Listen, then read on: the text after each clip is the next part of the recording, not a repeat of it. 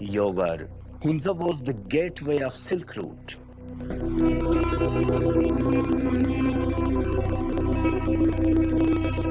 The historian and local inhabitants told us that this is a vertical tomb. 400 years ago, a prince revolted against his elder brother and buried him alive here. So the younger brother who revolted Yeah. is now buried in this tomb. Yeah.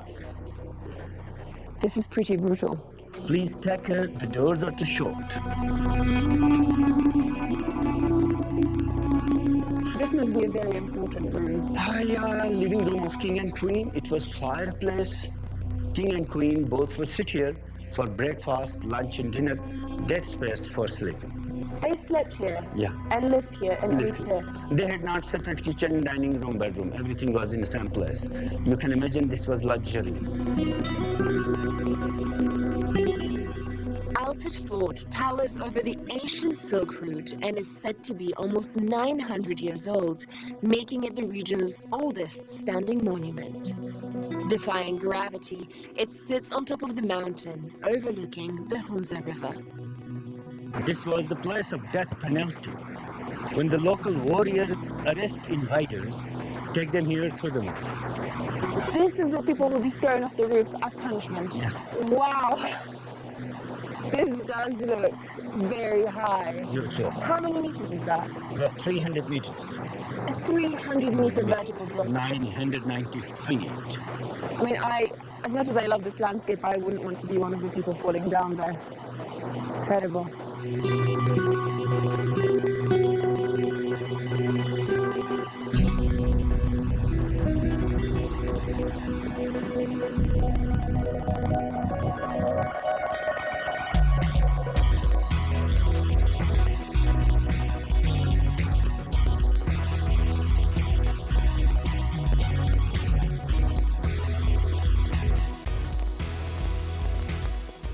Before coming to northern Pakistan, I kind of knew that I could find some amazing landscapes here.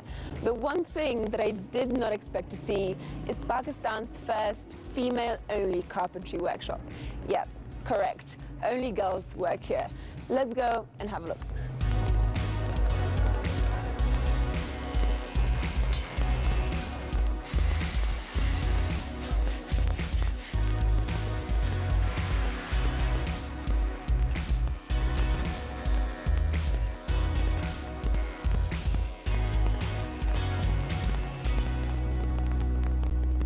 "28-year-old Nazia has been working as a full-time carpenter, honing her skills for the past 7 years.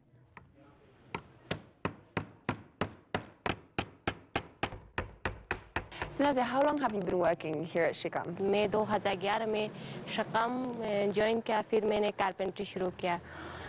Carpentry में मैंने furniture का काम मैंने ज़्यादा किया। Furniture बनाती हूँ, beds बनाती हूँ, चेयर्स बनाती हूँ और टेबल्स बनाती हूँ। What was the training process like?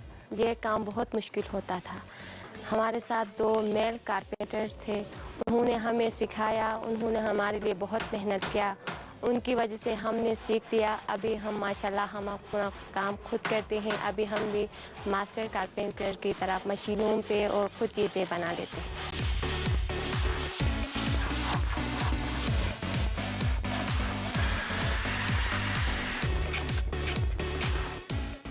लोग बातें बनाते थे, ये मर्दों का काम है, किस तरह करोगे। बाहर लोगों के बातें में नज़रअंदाज करके मैं अपने फैमिली का सपोर्ट था, इसलिए मैंने कारपेंट्री ज्वाइन किया। इस कारपेंट्री की वजह से मैं अपने लिए और अपने घर वालों के लिए सपोर्ट करने के लायक हो गई हूँ। Do you think all women should be able to do this kind of job or any other kind of job all across Pakistan? उनके लिए भी ये मौके होना चाहिए। ये मर्द का काम है, ये औरत का काम है, नहीं कहना चाहिए। हम भी मर्द से कम नहीं कि मर्दों का काम कर सकते।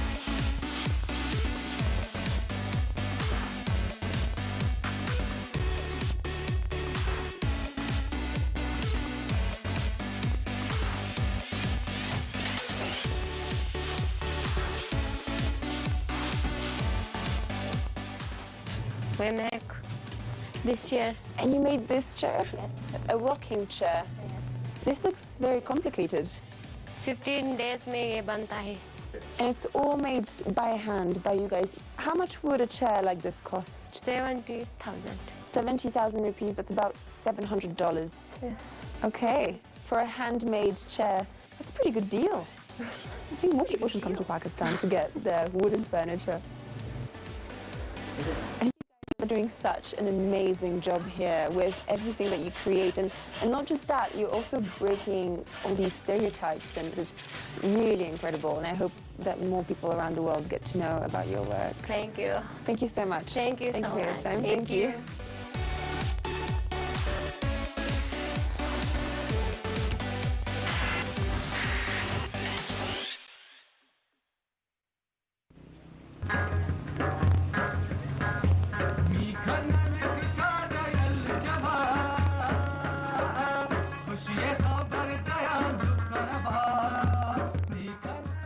Traveling around does definitely make you hungry. So I've just spotted a little shack just over there, here in Karimabad. So I hope they have some nice food. Let's go and check it out. Assalamu alaikum. Hi. Hello. How are you? Can I get one chapshiro, please?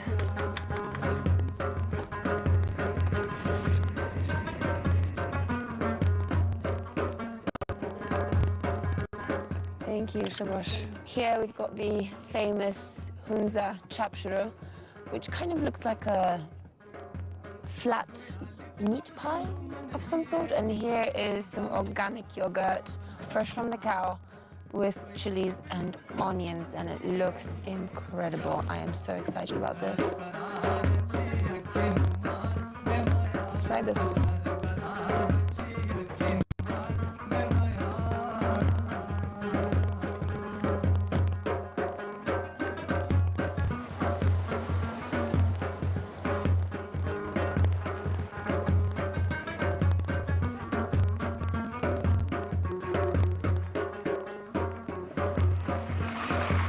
A sort of 1,300 kilometers Karakoram highway has risen to these legendary proportions. To me, it's almost unthinkable that someone built a road, carved it into some of the most treacherous terrain in the world, and some of the highest mountains. Honestly, seems like someone's mad vision that's come to life, and absolutely epic.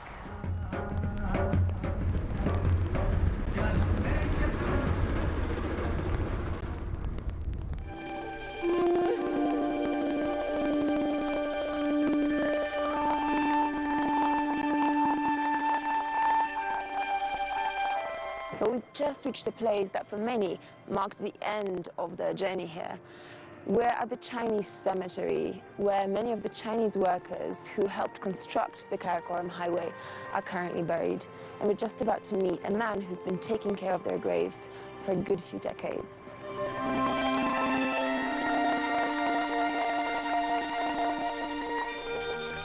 ये road शुरू हुआ था 1966 में। ये यादगार बना है 1978 में। ये बनाते वक्त 210 जख्मी हुए, 200 मरे हैं। ये कब्रें चीनों ने बनाया सर, बाकी ये पौधे जो है ये मैं खुद अपना हाथ से बनाया हूँ। Why did you start working here? ये लोग हमारे लिए मरे हैं, ये हमारे पाकिस्तान का खुशहाली के लिए, इनको तरक्की के लिए उन्होंने जाने दिया, इसलिए मैं अपना फर्ज समझ के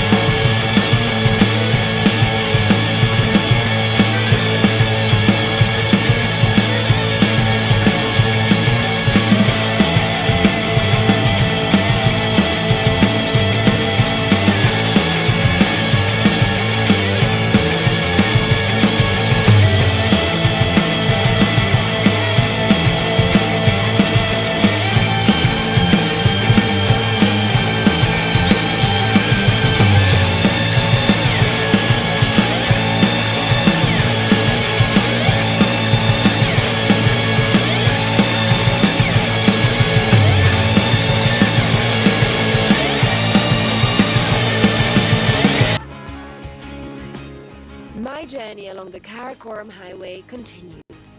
I'm making my way to a magical place that was born out of a devastating tragedy.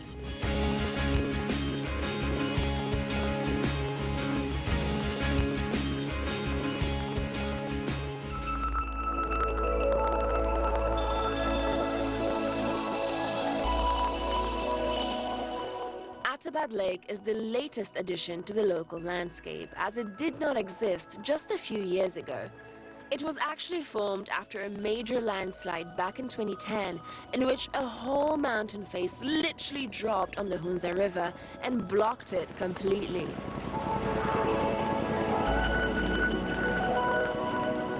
The river turned into a lake, swallowing whole villages as well as a big section of the Karakoram Highway.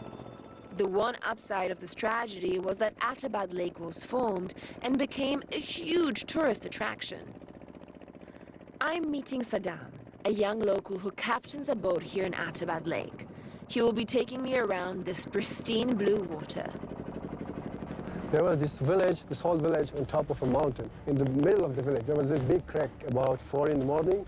It fell down and blocked this river. The rock fell down from the mountain. Huge, the whole village came down, kind of.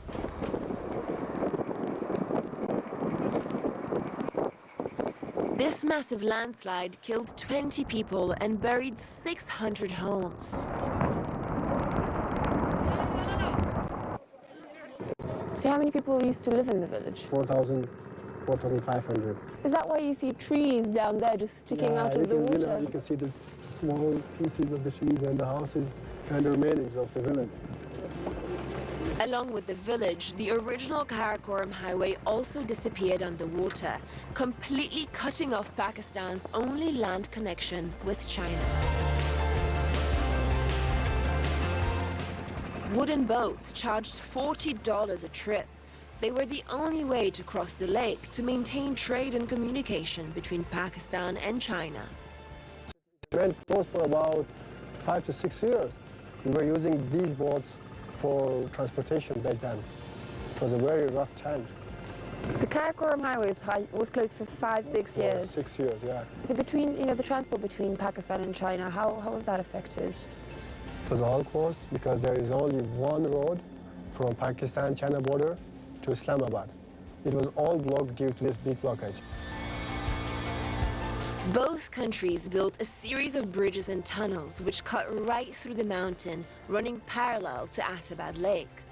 This allowed them to re-establish a land connection between Pakistan and China at a cost of $250 million.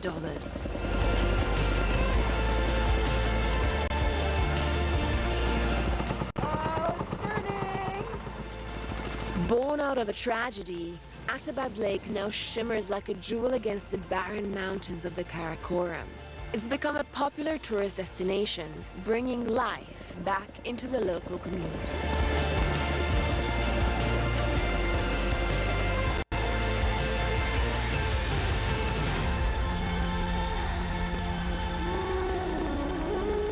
Next up, we're continuing our epic journey along the Karakoram Highway.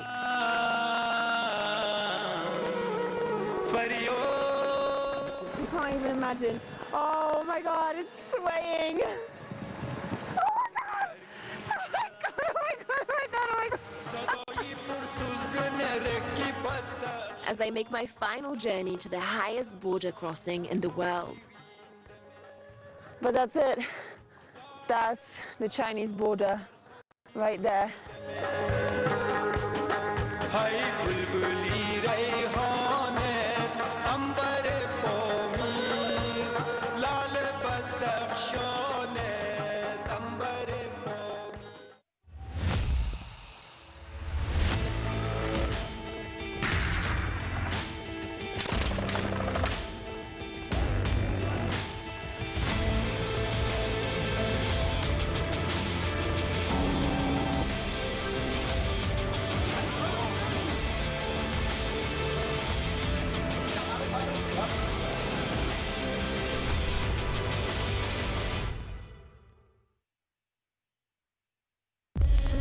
We are all about ideas, from the brilliant to the bold, the creative to the controversial. Ideas get us talking, and this is where the conversation happens. Do you think there'll be winners and losers of this? Or is that far too simplistic? Ideas to change the world, to change people's minds, to challenge perspectives, maybe to transform lives. It is sometimes provocative. Sorry, I interrupted. Our campaign. Can I finish my point? Go on, one at a time. It is always informative. Vulnerable people will suffer. And that's why the tech companies have to be held to account. Roundtable with me, David Foster, on TRT World. The Ebola outbreak was first reported in March. 10,000 people have died. The Ebola virus is still right. The virus has rapidly become one of the deadliest diseases in the world. Imagine what it would be like to lose all the mountains in the world. Once it's gone, it's gone. And we really have to start changing our behavior, otherwise this will be all water really soon.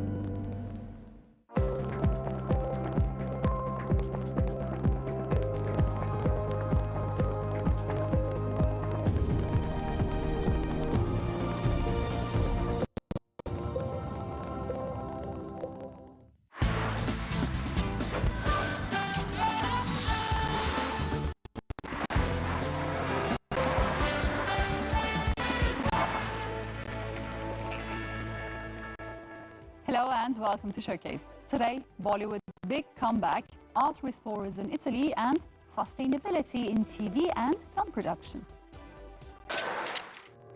Museums in Italy might be closed, but the art restorers who work in them are hard at work. Movie theaters are closed, productions are on hold, but Bollywood is preparing for its big comeback.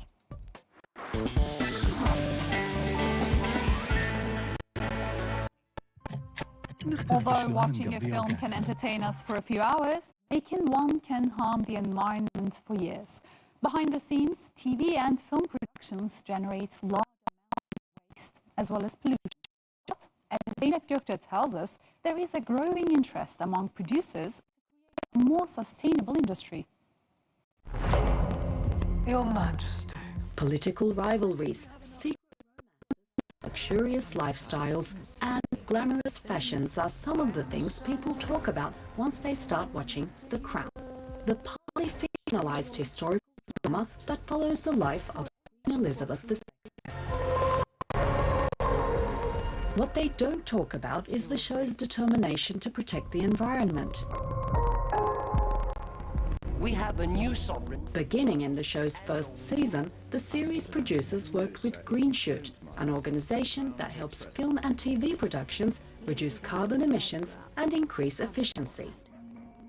From the energy needed to power sets, including cameras, lighting equipment and studio facilities, to post-production and even costumes, just about every area was taken into consideration. Some of the measures they've implemented so far include performing energy audits, using solar generators, and even ditching the usage of single-use plastic bottles on set. On one occasion, the crew used a train rather than a plane to travel to France, which helped them save around 95% of the production's carbon footprint. But the film and television industries still have a long way to go when it comes to operating more sustainably. According to the British film organisation BAFTA, just 1 hour of UK television, fiction or non-fiction, produces around 13 metric tons of carbon dioxide. The numbers aren't much better in Hollywood either. A report released in 2006 by the University of California reveals an average film is estimated to produce 500 tons of carbon dioxide emissions, which is equal to running more than 100 cars for a year. But there have also been some movies that have tried to give back to the environment, one being 2018's Jurassic World: Fallen Kingdom. The Amazing Spider-Man 2 was honoured by the Environmental Media Association for its eco-friendly practices. Someone is is creating a divide. The 2016 Ghostbusters reboot and HBO's Game of Thrones are other productions that have been noted for such efforts. I promise to fight for the living. But does going green on set cost more? Well, that's just a myth, according to Emily O'Brien, the co-founder of sustainability consulting firm Earth Angel. She says their eco-friendly approaches to productions they've worked with have helped them save $1.2 million so far. Although the attention being paid to sustainability across the industry is promising, there's another way filmmakers can raise awareness and inspire change. They could use their power to make movies that draw attention to the urgency of climate change as a way to remind us of our collective and individual responsibilities to tackle it. Emergency! This is a climate emergency! Paul Evans is with me now. He is the co-founder of Green Shoot, a social enterprise that helps advertising, film and TV productions reduce carbon emissions and costs. Hi Paul, good to have you with us today on Showcase. So, let's start with this. Tell us about Green Shoot and what you do, and then we can delve deeper into sustainability in film and TV production. Okay, yes, thank you for having me. Green Shoot began in 2009 when sustainable production was something that wasn't on anybody's radar. And we, as an industry, didn't consider ourselves to be an industry that needed to respond to the climate crisis. But starting Green Shoot meant that we engaged with productions and helped them to be more sustainable. So as we are the founders of the company, we're all from the production industry.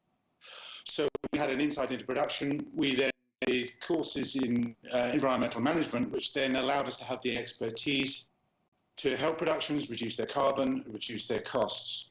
And that's really had sort of, 2009 was the beginning of the kind of, if you like, sustainable production revolution in the UK, which we've reached the point now, 11 years later, where it is very much a part of pretty much every production's prep is involving some kind of sustainability.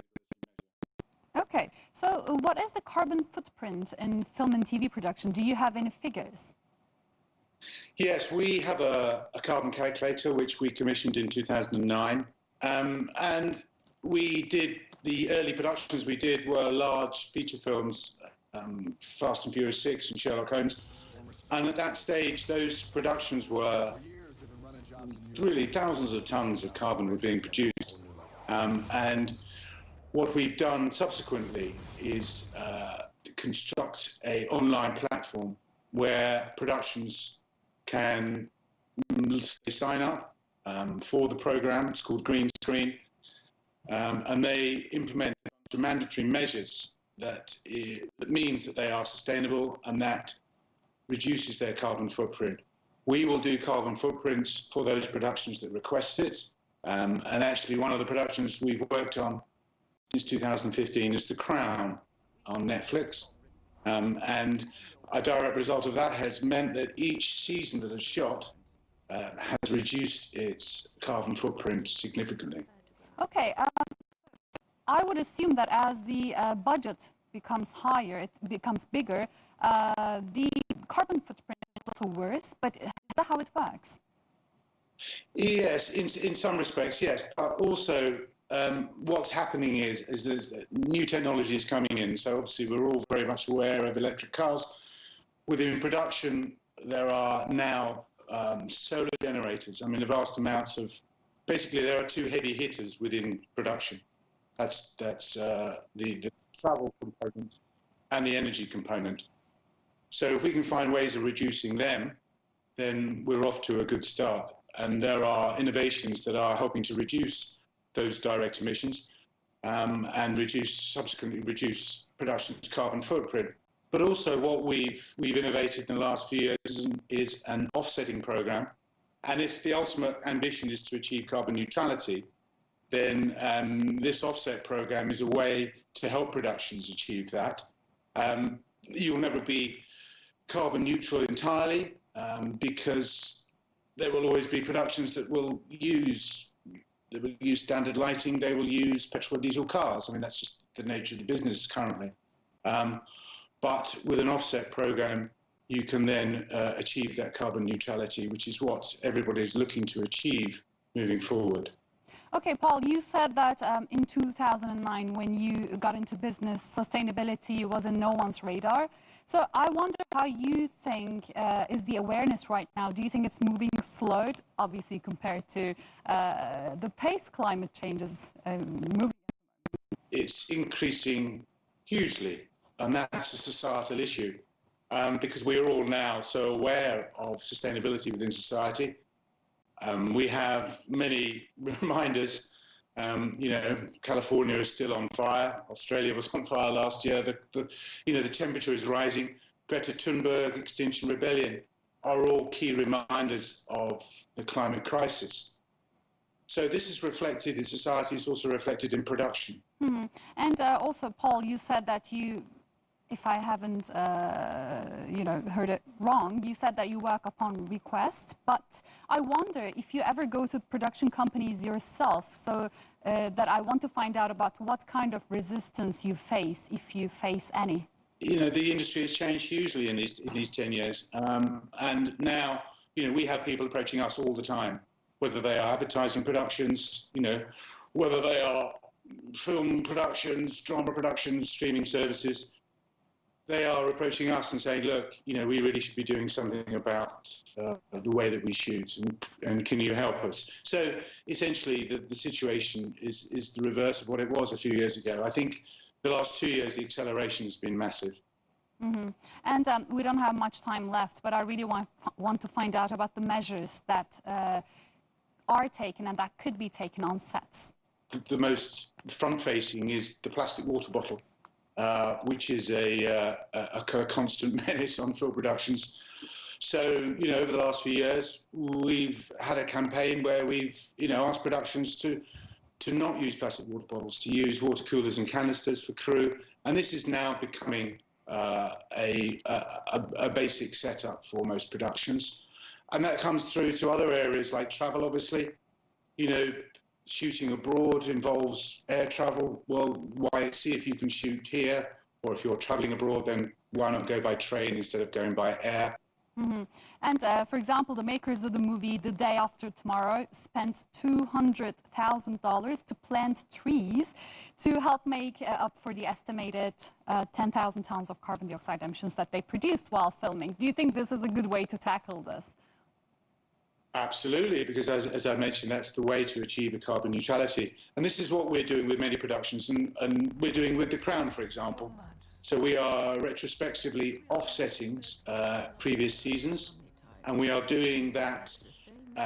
We're working with an offset company, and that involves, it's a two-part program, whereby we plant trees here in the UK, and we also use the money to fund NGOs on the ground in areas of deforestation, to prevent that deforestation happening. So maintaining the forests in areas like the Amazon and Madagascar, but planting trees domestically. Lovely, Paul. It was good having you on Showcase with us today. Thanks a lot.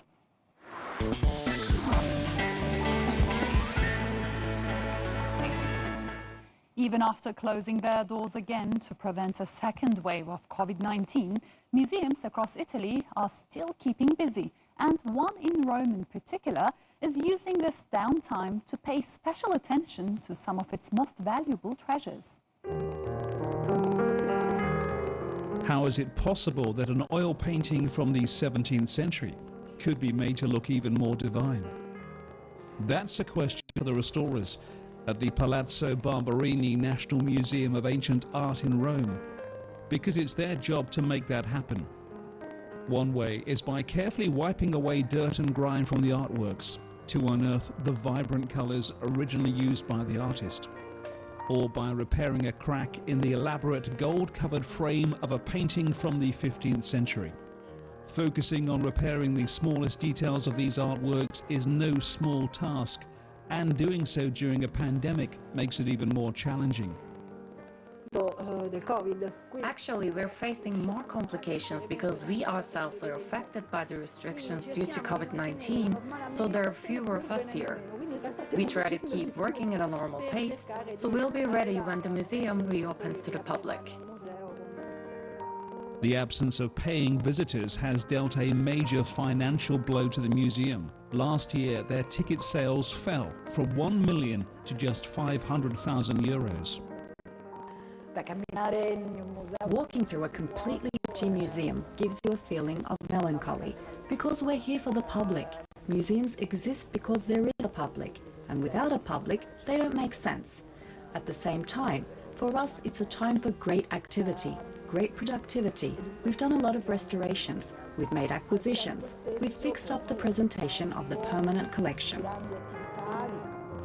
While it might be heartbreaking to see works by great artists like Raphael and Caravaggio hanging on the walls with no one to appreciate them, it's comforting to know they'll be looking their best when the museum doors do eventually reopen.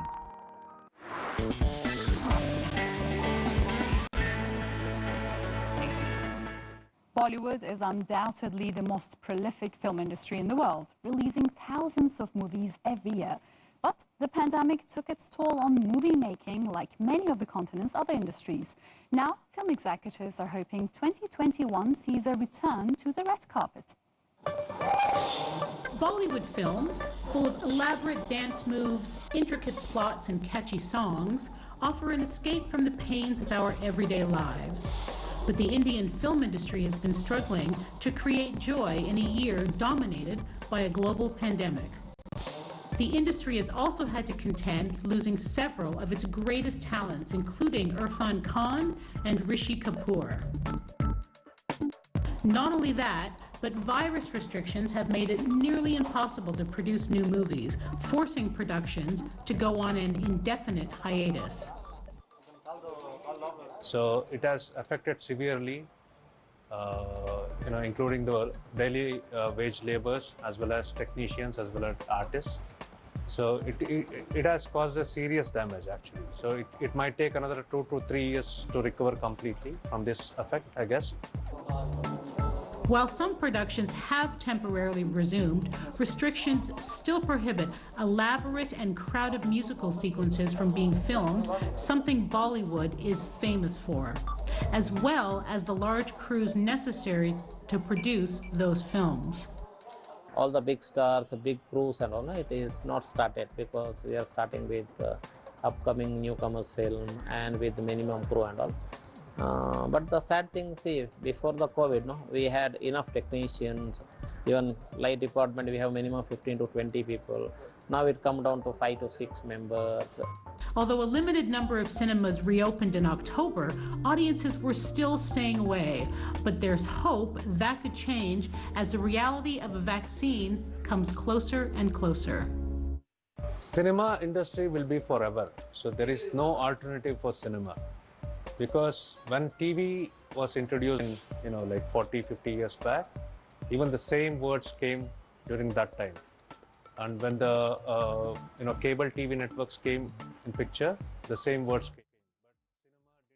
But cinema didn't lose its power.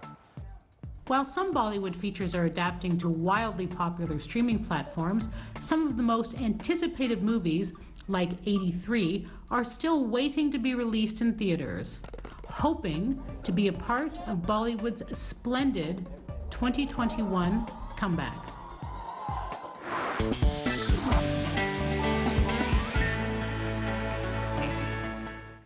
A lot of us have spent the lockdowns around the world binge-watching television, and some of us can't wait for the new Lord of the Rings series, so there will be more to binge-watch.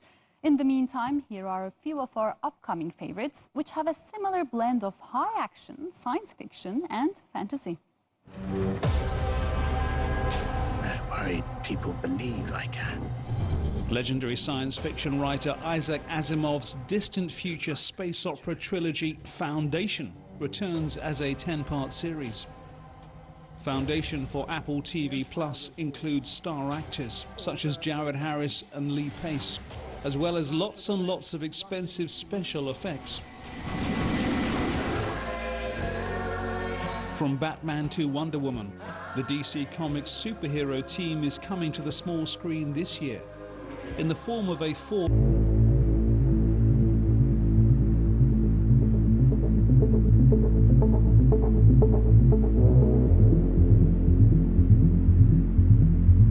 of last year. The TV series is scheduled to air HBO Max in March.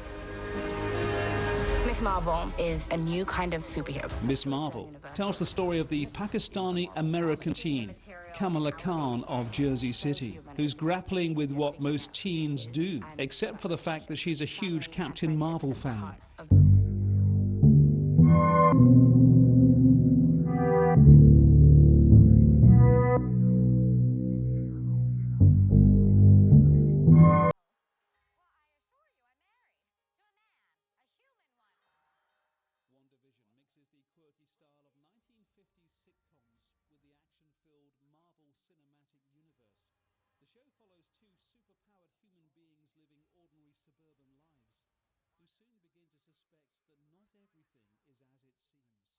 Elizabeth Olsen and Paul Bettany star in the new series on Disney+.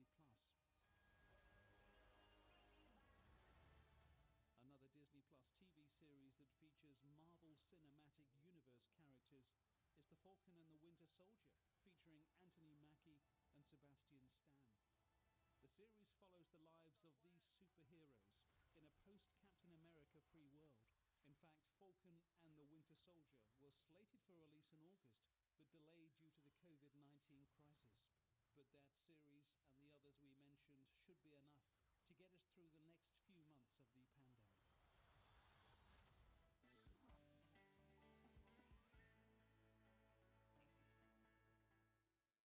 A quarter century ago, director Wes Craven produced a film which redefined horror cinema.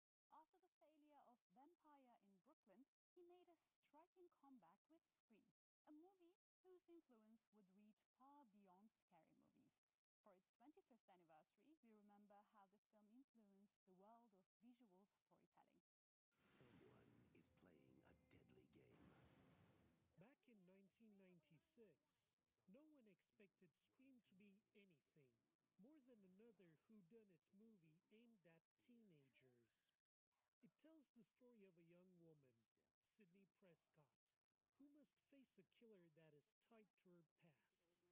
The film was a sleeper hit and a major critical success, and for good reason. It not only found director Wes Craven in top form and made international movie stars out of its leads. But what received the highest praise was first-time screenwriter Kevin Williamson's script, which wittingly deconstructed previous horror genre tropes. Gone were the cliched teen stereotypes of the 1980s. Audiences lauded the film's multi-dimensional characters, happy to see young adults finally represented as thinking human beings. And the hip self-conscious dialogue in the film, peppered with dozens of pop culture references, gave the flick a postmodern edge. Thanks to the successes of Scream and the television drama Dawson's Creek, critics declared Kevin Williamson the new voice of American youth. So it's no surprise. Subsequent television and movie productions tried to mimic his style. Self-reflective dialogue and an ironic sense of humor are standard elements you see on screens today. And that's because Scream and its sequels had a hand in paving the way. And it wasn't only the cool dialogue that made Williamson's script a phenomenon. He also scored points for his comments on modern U.S. society. With Scream, he argued that before blaming movies for mass violence hysteria in America, the family unit should be put on trial first. Scream has been scaring people for the last 25 years, with 3 sequels, as well as a spin-off television show. And it's not over, as the 5th installment in the franchise has recently wrapped shooting. And as fans count down the months in eager anticipation, the question remains on whether or not this latest Scream will deconstruct 21st century pop culture and society's current airs as loudly as it did the first time. We are not in any danger, says Candy, page 15.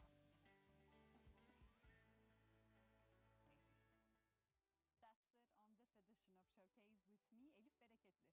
Are you YouTube channel has more from the world of arts and culture. But before we wrap up, let's go back 100 years and celebrate what is widely considered Charlie Chaplin's greatest film.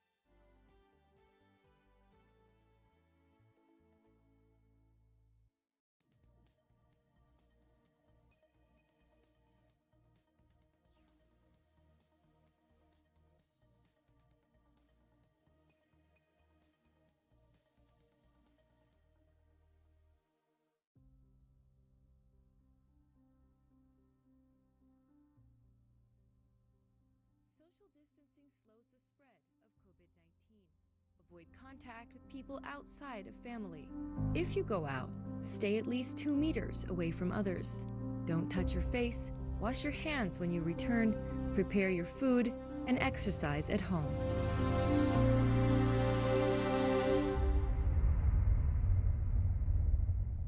There are now more than 11 million Joe Biden is the new president. Angry over the fatal shooting of an African-American man. 2020 has been a year that has tested the world.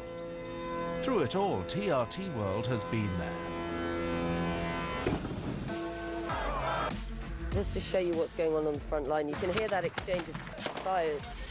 They're shooting at us, so they've seen the camera, and they are shooting at us.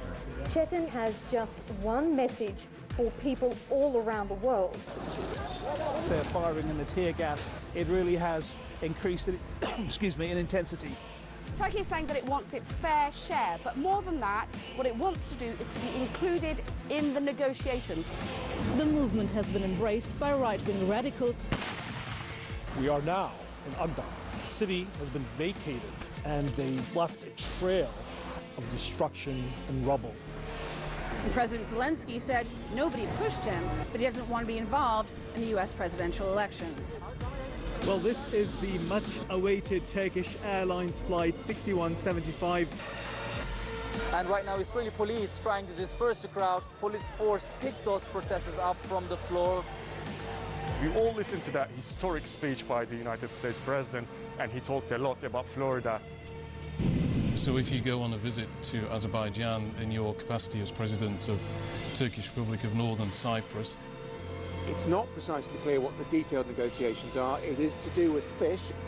This is the first global navigation satellite system Turkey is building in Antarctica's Faroe Islands. This is Idlib city center, and moments ago, a regime aircraft conducted an airstrike here. The cultural heritage and religious identity will be preserved at the beautiful monument Hagia Sophia is standing right behind me. TRT World, where global becomes local.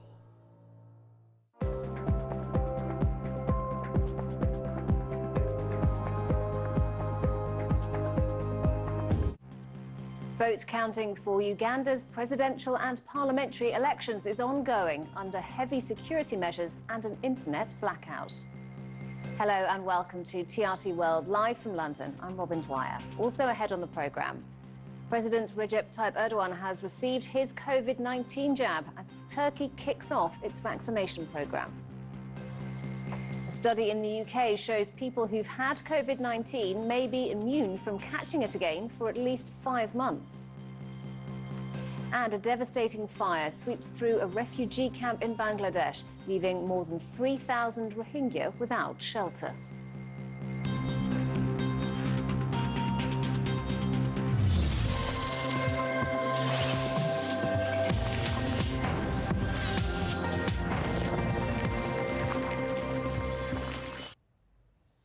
Vote counting is underway in Uganda for presidential and parliamentary elections amid heavy security and an internet blackout. Incumbent President Yoweri Museveni is seeking a 6th term in office. He's running against former pop star turned MP Bobi Wine.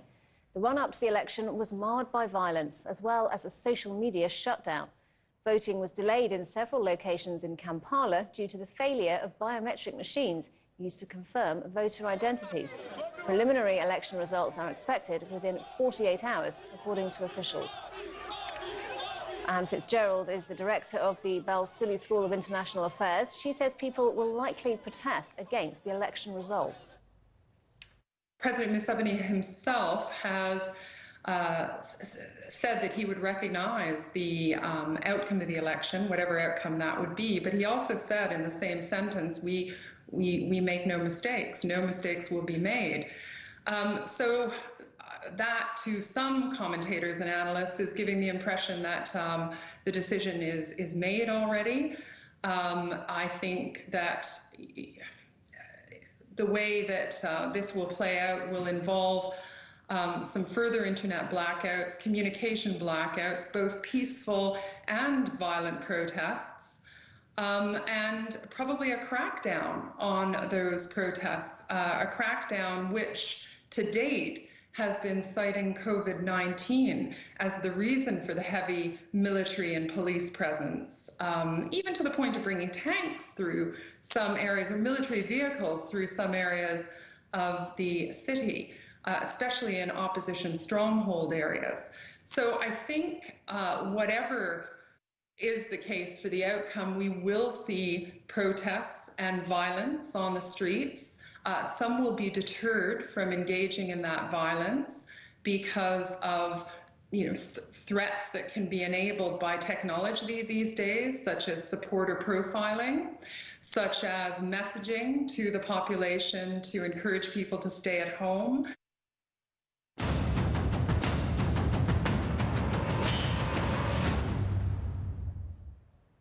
Turkey has joined a list of nations that have rolled out coronavirus vaccines. The government's top priority has become its healthcare workers. And as they line up to pose as role models for the general public, they also warn that the threat is far from over. Yasin Eken reports. Hundreds of thousands of people have been vaccinated in Turkey on the first day of the vaccine rollout. President Recep Tayyip Erdogan was among them and spoke moments after he received his first jab. Within the scope of our successful vaccination program, 254,000 healthcare workers have received their first dose of vaccine so far. I was also vaccinated and joined them. Turkey's frontline workers were on the top of the list, and doctors didn't waste any time. Last night, after our health minister received the first dose of the vaccine, we ensured we were prepared on all fronts for the rollout. And today, we immediately got our appointments online and started receiving the doses of the vaccine. Turkey has acquired 3 million doses of CoronaVac, which is manufactured by Chinese company Sinovac. Much larger shipments are expected to arrive in the coming months. I don't have any doubts because I recommend everyone gets vaccinated. And I got my appointment the first opportunity I had. The vaccine has an effectiveness rate of about 60% and has a protectiveness rate of about 90%. And so if we ever want to return our normal lives, I think everyone needs to get vaccinated. The Turkish government is also negotiating a deal with Pfizer-BioNTech and hopes to have a locally developed vaccine ready by summer.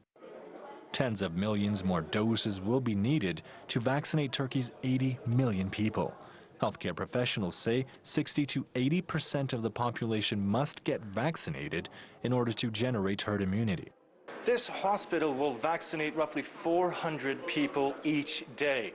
Considering that there are about 4,000 medical workers in this hospital alone, and considering the general population of the entire country, it will be some time until the Turkish government and the entire country is ready to roll out the coronavirus vaccine to the general public.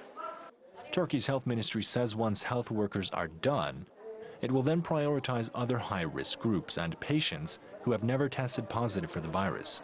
Doctors say people might have the wrong idea about how the vaccine actually works. Many believe vaccines are a cure, but the purpose is actually just to prevent severe symptoms. And that's why doctors are warning people, vaccinated or not, you've still got to play by the rules. Yasin Eken, TRT World, Istanbul. Dr. Asila Akan is an infectious diseases specialist at Kocaeli University. She says she's encouraged by what she's seeing so far. It's very hopeful. We will not handle this pandemic only with the rules, keeping the rules, the mask, distance. These are important, but the vaccination brings us a big force for ending this pandemic. And it will begin with the president's vaccination. It will be more, it highlights the importance of the vaccination, and it will bring, I think, motivation and hope to the country. We will move on, so I think, with this pandemic. A new study shows people who've recovered from COVID-19 develop immunity from being infected again for at least 5 months. Scientists from Public Health England found that past infection gave people 83% protection from reinfection. But it comes with a warning from experts who say some people do catch COVID-19 again and can infect others. Dr. Alan Marion Davis is a professor of public health at King's College London. He says the results from this latest study are promising. Very useful study.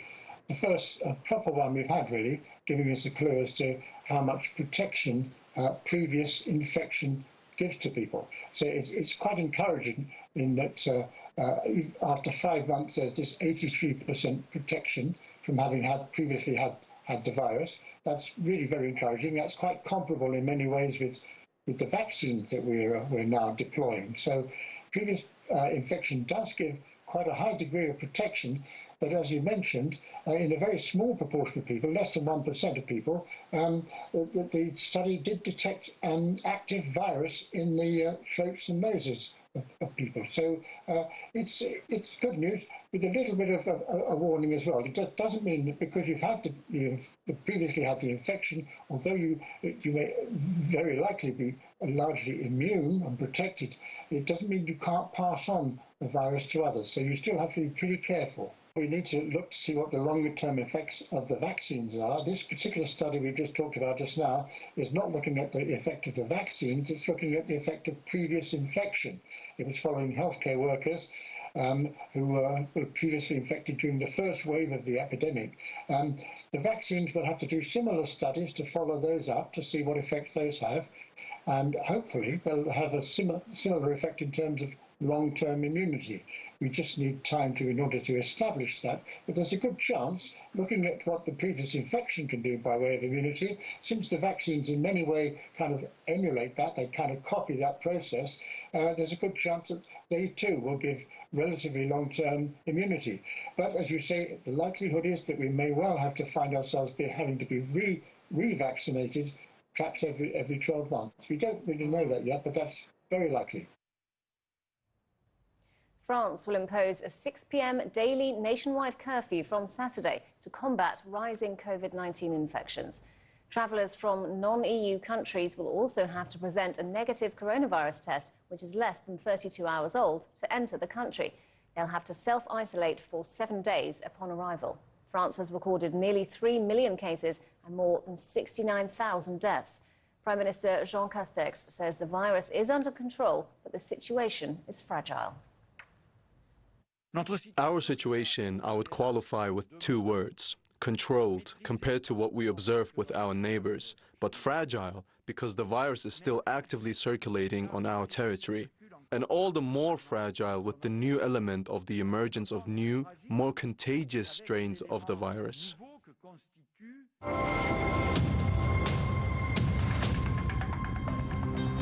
Also coming up on the programme, a new report says Israel systematically repressed and discriminated against Palestinians last year.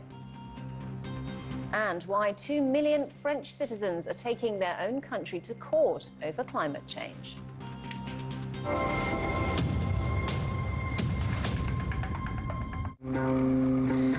Straight Talk demystifies Turkey's place and role in the world. We bring clarity to an often misunderstood country and region. Straddling two continents, Turkey lies at the crossroads of East and West, giving it a distinct global perspective. Our reporting explores the trends that drive this nation of 82 million. Straight Talk, how Turkey adapts to a changing world and what the future holds. Straight Talk, every Friday on TRT World.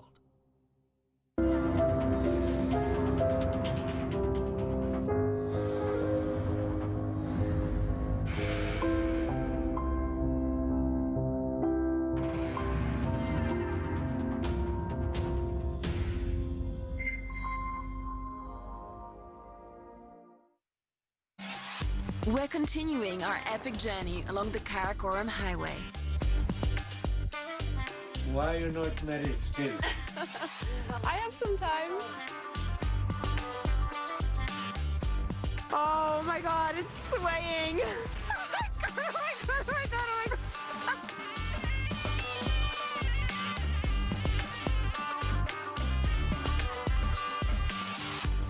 As I make my final journey to the highest border crossing in the world. That's the Chinese border right there. A place called Pakistan on TRT World.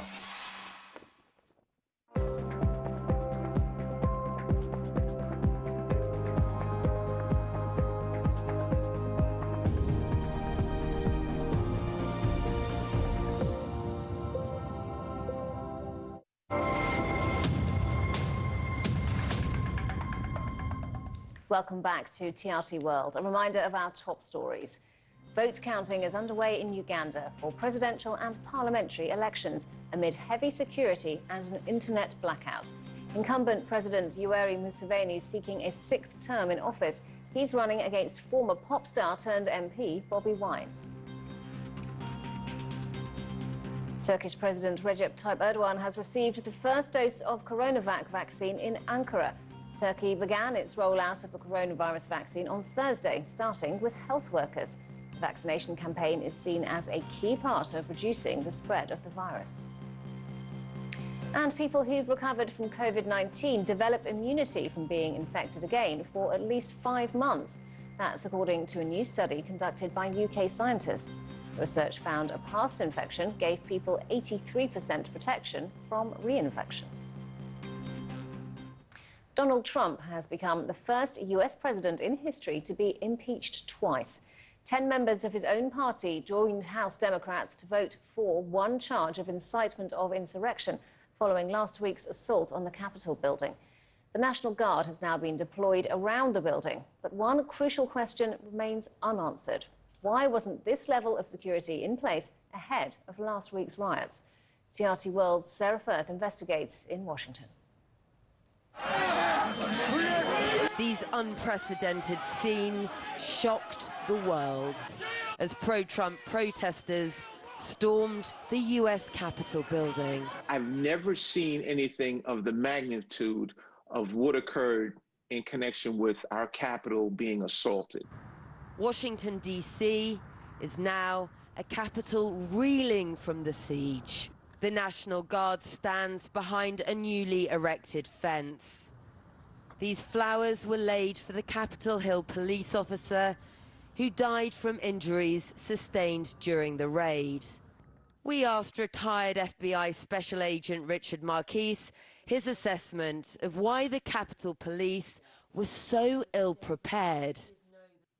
I don't think that that question has been answered at all. I know that the former chief of the Capitol Police said that he tried to get through political channels assistance through the National Guard or the Washington Metropolitan Police Department, but said he was rebuffed for what he thought were political reasons.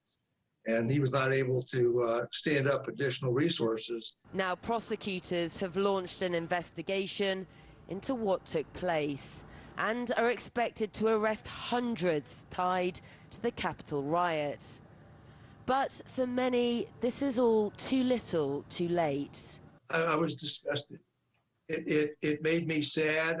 I've always been proud to be an American, and I've taught police officers all around the world. And I've always been proud to represent the United States because the United States, most people that I have worked with have had the ability to get along, to cooperate, to share.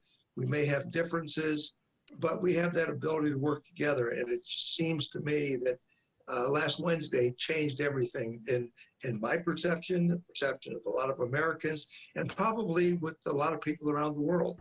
Around the Capitol building now, after the siege, guns, guards, and possibly a fair amount of guilt. Well, we're standing just across the street from the black fence that now surrounds the US Capitol building. We saw with our own eyes that during the January 6th Capitol riots, the Capitol Police were not prepared for what was coming. Why?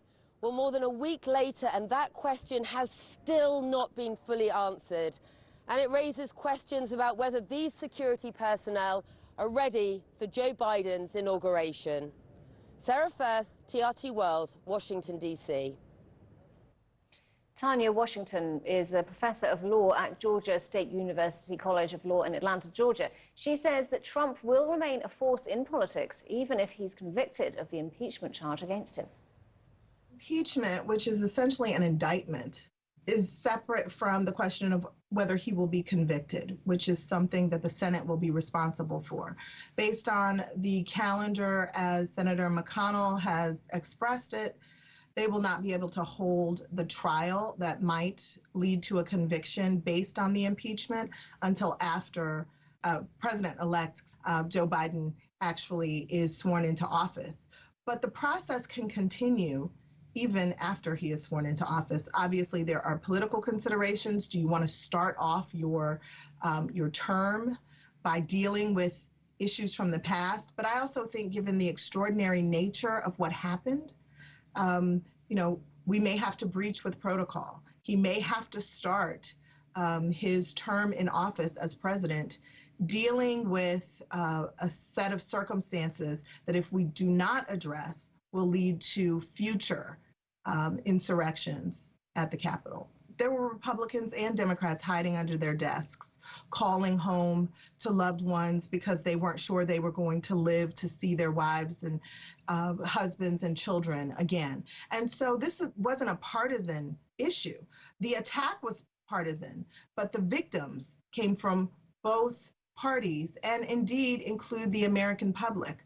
74 million people voted for him, and a number of those supporters participated in this insurrection. There are others who support him regardless of whether he's the president or whether he's just a renegade leader of a significant number of Americans. So whether he's president or not, or runs for office again or not, I think because of the loyalty of his supporters, both parties are still going to have to deal with Donald J. Trump.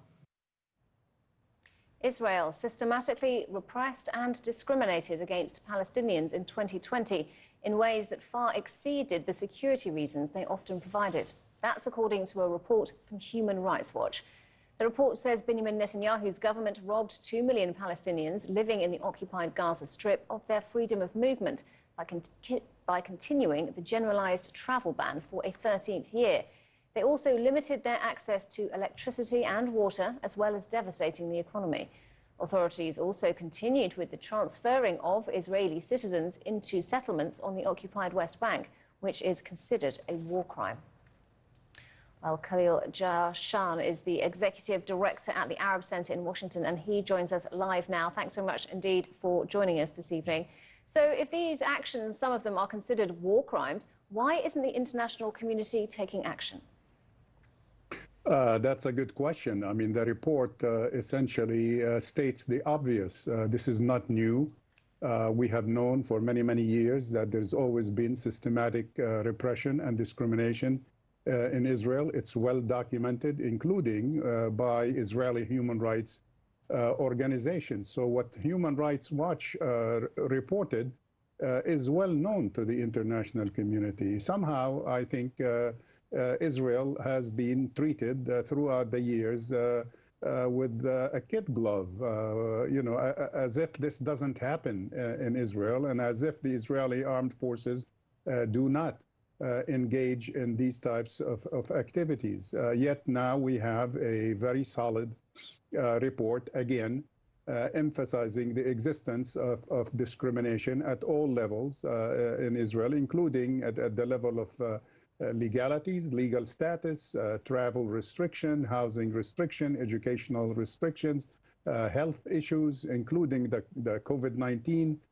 pandemic treatment, and so on. And so it's time for the international community to rise up and to assume its responsibility. After all, we live in 2021. It's time for discrimination that has lasted for 72 years to cease. With a new administration arriving in the US shortly, how do you expect that to influence the situation? I would expect the human rights component of US foreign policy, which has been dismal, totally dismal under the Trump administration, totally ignored. I would assume that to kind of return to center stage. Whether that will necessarily improve, let's say, quickly and in a decisive manner in cases like Palestine or not, that remains to be seen. After all, we've seen this. As I said, this has lasted for more than 72 years, which means it covered periods of democratic administrations too that shared the same human rights emphasis that Biden does, and that was still ignored under their governance. So I wouldn't expect that to change totally, but I would expect the administration to focus a bit more on issues pertaining to human and civil rights. And there's still no formal peace process in the region. Is that something you'd like to see? I'm sorry, I didn't hear the question correctly. Go ahead. I was just saying that there's no formal peace process, and I wondered if that would be something you would approve of. Of course. I mean, in the final analysis, conflicts are born to be resolved. So one would expect all conflicts in the world are capable of being resolved and should be for the benefit of all sides involved. However, in this case, being a protracted conflict that has lasted since 1948, the year I was born, so that has been going on for 72 years, for God's sake. It's time to put it behind us. And frankly, even though all parties, including the United States, claim to be committed to peace, and the United Nations have reinforced that annually through all kinds of resolutions, a peaceful solution to the conflict continues to escape us. Okay, Khalil Jashan from the Arab Center in Washington. Great to get your thoughts on that. Thank you. In Bangladesh, hundreds of homes have been destroyed after a fire swept through a Rohingya refugee camp in the south of the country. The UN says more than 550 shelters housing nearly 3,500 people are either completely or partially destroyed. This video shows people trying to save their remaining belongings. More than 1 million Rohingya live in camps in southern Bangladesh. Most fled Myanmar in 2017 after a military-led crackdown, which the UN said was executed with genocidal intent, charges Myanmar denies. Mohammed Kamruzaman has been following this story from the capital of Bangladesh. Rohingya refugee camps is a very congested camps now. And in that camp where the last night fire reported It was a camp where thousands of Rohingya refugees are living now. And in that area, I have talked to the refugee commissioners, and he informed that the people who were the victimized of the fire, they have been relocated from that place to another place. And the Bangladeshi authorities, as well as international aid agencies, they are serving foods and other necessary assistance to them. And after serving them for some days, their already damaged tents will be rebuilt, and then they will be resettled at their original places. And until that time, they will be cared by Bangladesh government as well as aid agencies. This is the situation just now. And actually, what's the reason behind this devastating fire?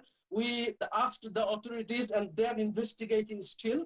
And you know that some days back, even the people of these refugees, they are using woods, actually the hilly areas woods for firing. But nowadays, most of the people have been served liquid gas, and they are now using liquid gas for their cooking purposes. And this is very risky, actually, in that hilly areas. And most of the Rohingya people who were originated from Myanmar, they actually used to use woods and other materials in their cooking purposes. But now they're using liquid gas, and sometimes they fail to operate or handle those liquid gas. And in the previous cases, from that stoves, the fire was happened. That was recorded in May 2020. And actually, there are doubt that this time the fire may be caused from that gas stoves. And we are also thinking so, but the authorities are now investigating, and after completing the investigation, the real cause of this fire will be known. And the Rohingya refugees, they are also saying to the authorities so that they can develop the living conditions, and the cooking conditions should be also developed to avoid this type of devastating fire in future. A Paris court is hearing a complaint brought by 2 million citizens accusing the French state of failing to act on the climate crisis. The complainants want the court to hold the state responsible for damage to the environment. It's the latest in a growing push from climate campaigners to use courts against governments.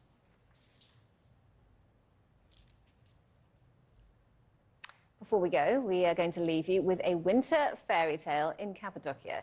The famous tourist destination has been covered with snow as winter tightens its grip in Turkey. Known for its unique fairy chimneys, volcanic cones and valleys, Cappadocia's beautiful scenery offers a unique view from the sky.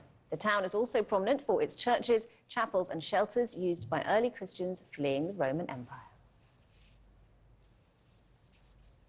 Headlines are next.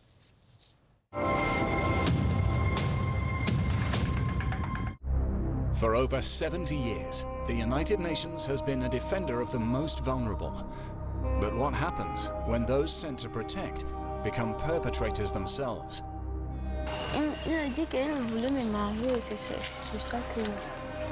1, 2, 3, 4, 5, 6, 7, 8, 9 stycken som har fött barn där man då misstänker FN-soldat. I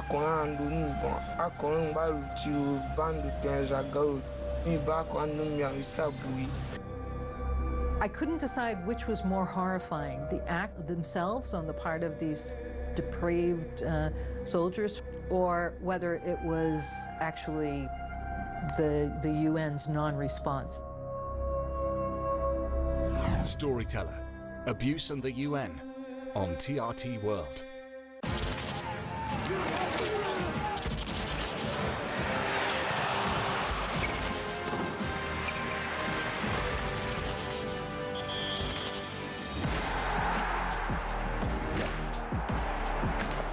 No, it's much more important. Beyond the game. On TRT World.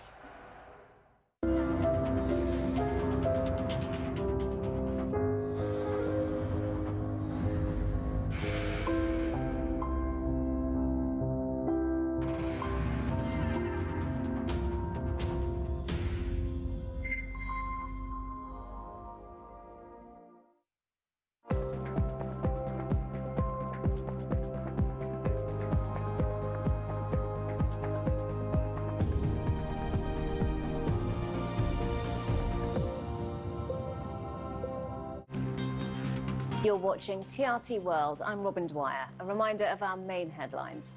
In Uganda, vote counting is underway in the presidential and parliamentary elections amid heavy security and an internet blackout. Incumbent President Yoweri Museveni is seeking a sixth term in office. Singer-turned-MP Bobi Wine is the strongest among 10 opposition contenders challenging Museveni. Turkish President Recep Tayyip Erdogan has received his first dose of the CoronaVac vaccine. Turkey began its rollout of the coronavirus vaccine on Thursday, starting with health workers. The campaign is seen as key to reducing the spread of the virus. Applications for getting vaccinated are good, and performance in our hospitals is pretty good. All the doctors and nurses are working really hard. The process for one vaccination is very short. It is implemented in a very easy way. Vaccination takes 5 minutes and resting takes another 15 minutes. A new study shows people who've recovered from COVID-19 are immune from being infected again for at least 5 months. Scientists from Public Health England found past infection gave people 83% protection from reinfection. But it comes with a warning from health officials who say some people do catch COVID-19 again and can infect others. France will impose a 6 p.m. nationwide curfew from Saturday to combat rising COVID-19 infections. Travellers from non-EU countries will also have to present a recent negative coronavirus test to enter the country. Our situation I would qualify with 2 words: controlled compared to what we observe with our neighbors, but fragile because the virus is still actively circulating on our territory. And all the more fragile with the new element of the emergence of new, more contagious strains of the virus. Donald Trump has become the first US president in history to be impeached twice. 10 members of his own party joined House Democrats to vote for one charge of incitement of insurrection following last week's assault on the Capitol building. In southern Bangladesh, hundreds of homes have been destroyed after a fire swept through a Rohingya refugee camp. The UN says more than 550 shelters housing nearly 3,500 people were either completely or partially destroyed. The news continues here on TRT World after Roundtable.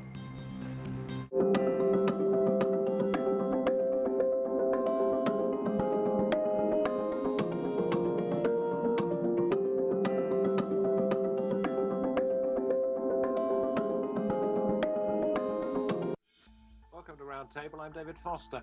We all know by now what a bad virus can do. But were you aware that without viruses, there would be no life on Earth? Say hello to the good viruses.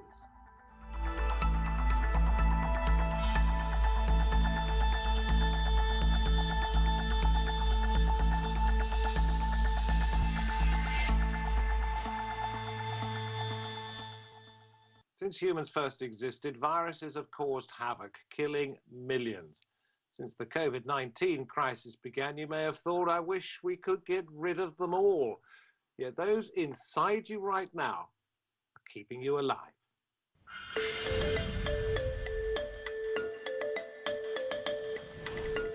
Viruses have traditionally been seen as mankind's enemies, causing disease and often mutating to defeat our medicines. They have taken untold lives, sometimes millions at a time. From the 1918 influenza epidemic, which killed 50 to 100 million people, to the estimated 200 million who died from smallpox in the 20th century alone. The current COVID-19 pandemic is just one in a series of ongoing and never-ending deadly viral assaults. But scientists also want to use viruses for good. There have been significant advances in deploying viruses to fight a range of more complex, non-infectious diseases such as cancer. Experts are working to expand the number of conditions which can be effectively treated using virus-based approaches. What scientists know for sure is that without viruses, life on the planet as we know it would cease to exist. But how important could they be in keeping more of us healthy for longer? Very pleased to say that joining me on Roundtable, we have Paul Turner, an American evolutionary biologist and virologist at Yale University. We say hello to Marilyn Rusing, virus ecologist at the Center for Infectious Disease Dynamics, Penn State University, And John Bell is with us too, senior scientist at Ottawa Hospital Research Institute, who aims to use viruses to kill cancer cells. Thank you, each and every one of you, for being with us. Paul, may I come to you first of all? If there were no viruses on Earth, would there be anything on Earth? Well, I guess I would be concerned if there were absolutely no viruses on Earth. It's a reminder to your audience that viruses are the most plentiful thing on the planet, so they, in many ways, must be integral to the functioning of the planet. Most people recognize viruses as parasites, but they serve as mutualists, so they're beneficially interacting with lots of species in natural communities, helping with the natural functioning of ecosystem properties, as they're called. So I think I would actually be worried if there were no viruses on the planet. They do belong here, and they're part of everyday natural functioning properly of our ecosystems. Well, perhaps if they weren't here, then you or I wouldn't be here to worry about it in any case. But 380 trillion, I read, inside me, perhaps inside you, perhaps inside each and every one of you. Tell me about the good that they can do. So the numbers of viruses on the planet, that's just a staggering number. Within individuals, host organisms like us, both the good and the bad viruses that we carry around with us all of the time.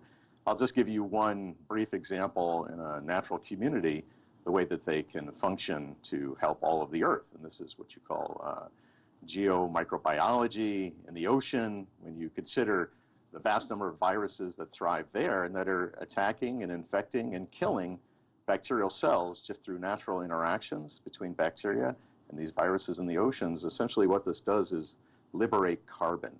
It allows certain chemical properties on the planet to be shunted through natural chemical systems and reactions so that ecosystems can function properly. So I think many people undervalue just how important viruses are to the ecosystem functioning on the planet. Extraordinary. Marilyn, let me come to you. I think one of your areas of research is into viruses and plants. You wrote a book called Viruses, an Illustrated Guide, because you said you'd fallen in love with them. Why? They're so cool. I actually met my first virus, which was a bacteriophage, when I was an undergraduate, and essentially it made me tear up all my plans for the future and reset to become a virologist. They're just so amazingly interesting, and such small things with sometimes only 1 or 2 genes, and they can have huge dramatic effects on their host. But I want to add something to what Paul said too.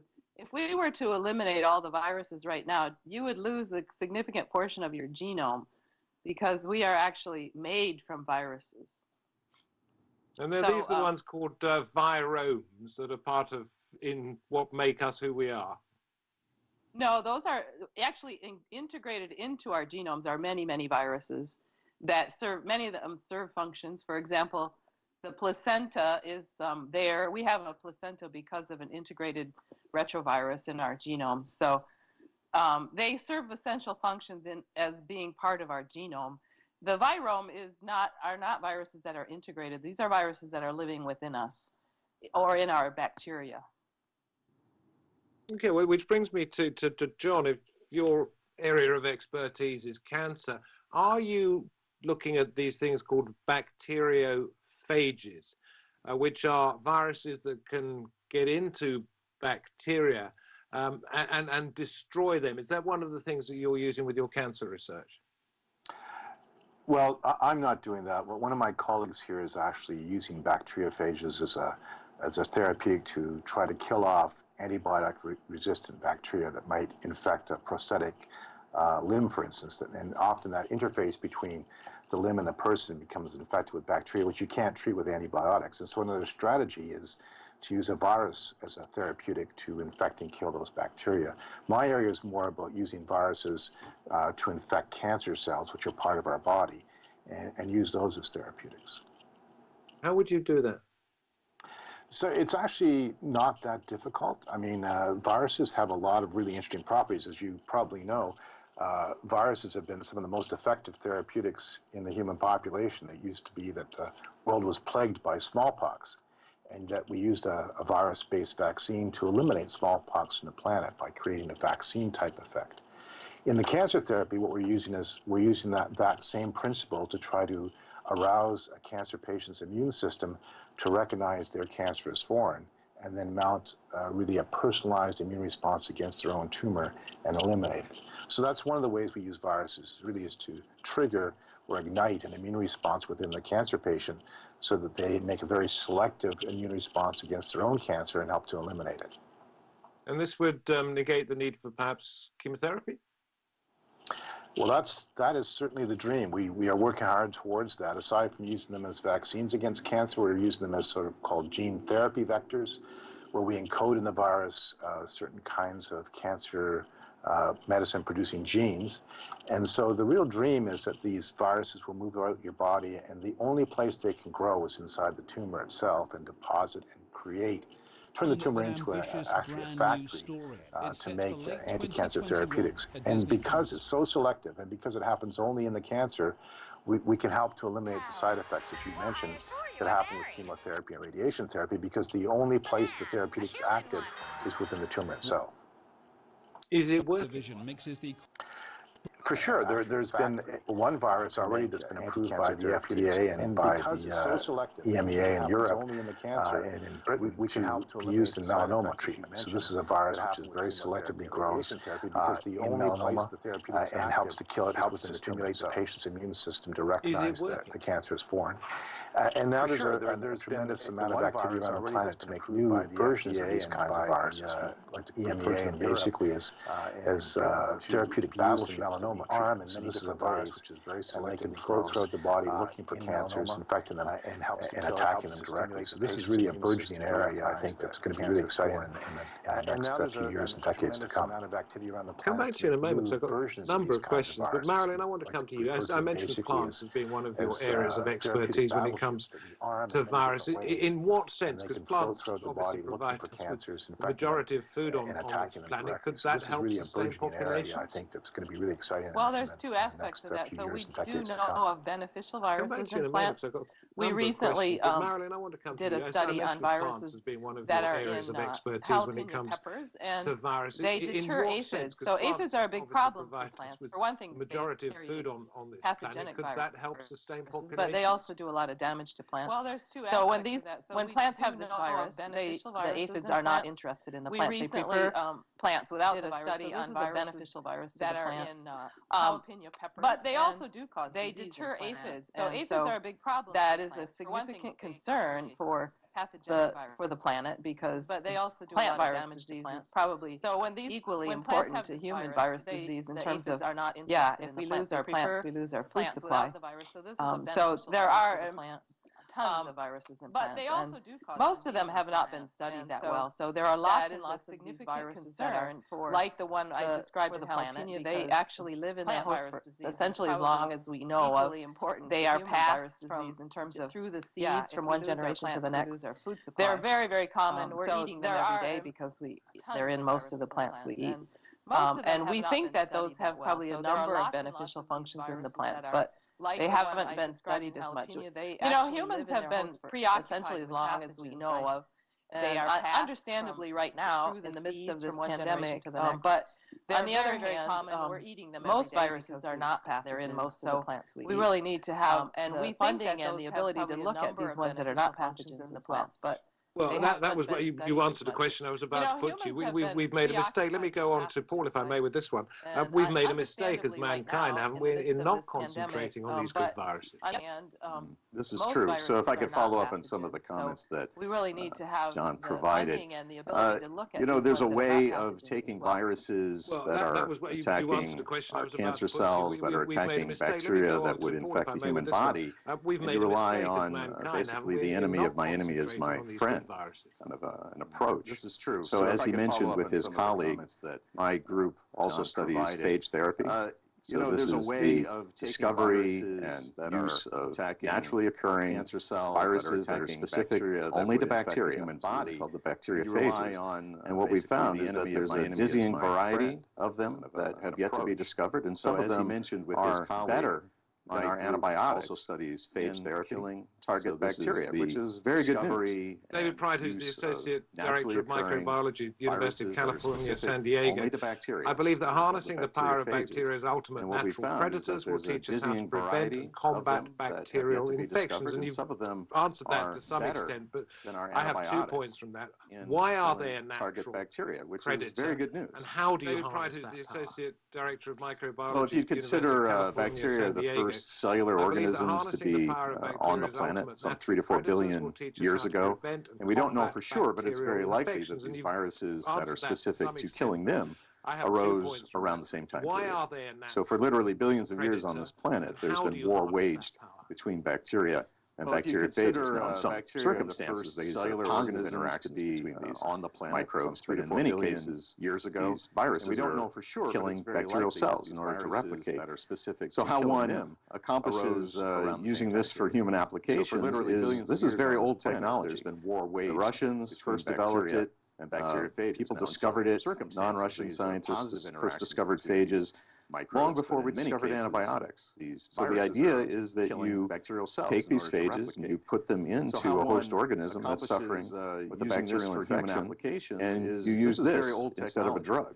And as John alluded to, the beauty of harnessing viruses this way is that they're self-amplifying drugs. First discovered they get inside of cells, they make copies of themselves. So the idea is that you cells take these phages to do this, and as a result, you can get a drug that amplifies, which antibiotics won't do that. Instead of the drugs that are chemical-based won't do that. The beauty, and this could be highly efficient this way, is that they're self-amplifying. I don't know who wants to answer this question. Perhaps first hand up. It is using the occurs to me that COVID-19 and other pathogenic viruses are perhaps the idiot viruses because they destroy their hosts and have to move on to something else. And if they destroyed everything there was, they would no longer have a place to live. The brighter ones, I don't know who wants to answer this question. Good viruses we're talking about. How it is daft is it for me to suggest something that COVID-19 and other pathogenic viruses are perhaps the idiot viruses because they destroy their hosts. Well, I don't know that I would say they're so stupid as that they just haven't adapted. They would no longer have a place to live. A virus that's mutualistic, usually we find they've been hanging out with their host for a long, long time. So the host and the viruses have adapted to each other. And you're absolutely right.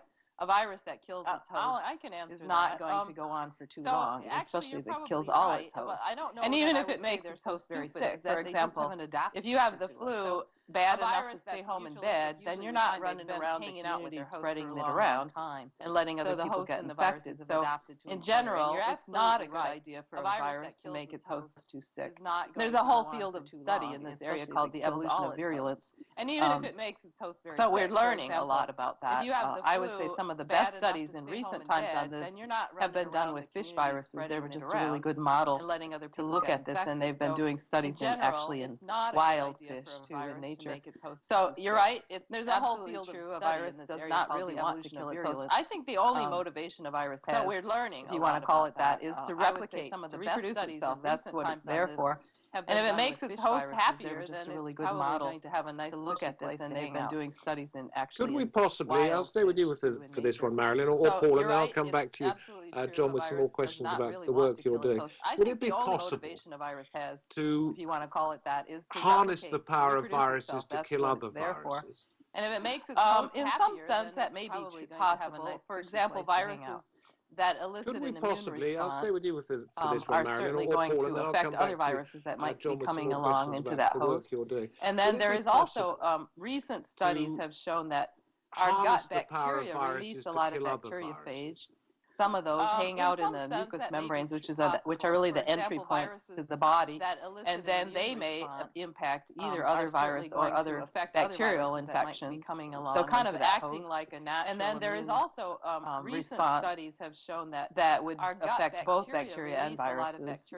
And there are certainly lots hang out in the mucous membranes, which are really the entry points, which is basically called virus interference, oddly enough. And they also can enhance each other, bacterial negative side of that. So kind of so they definitely interact a lot.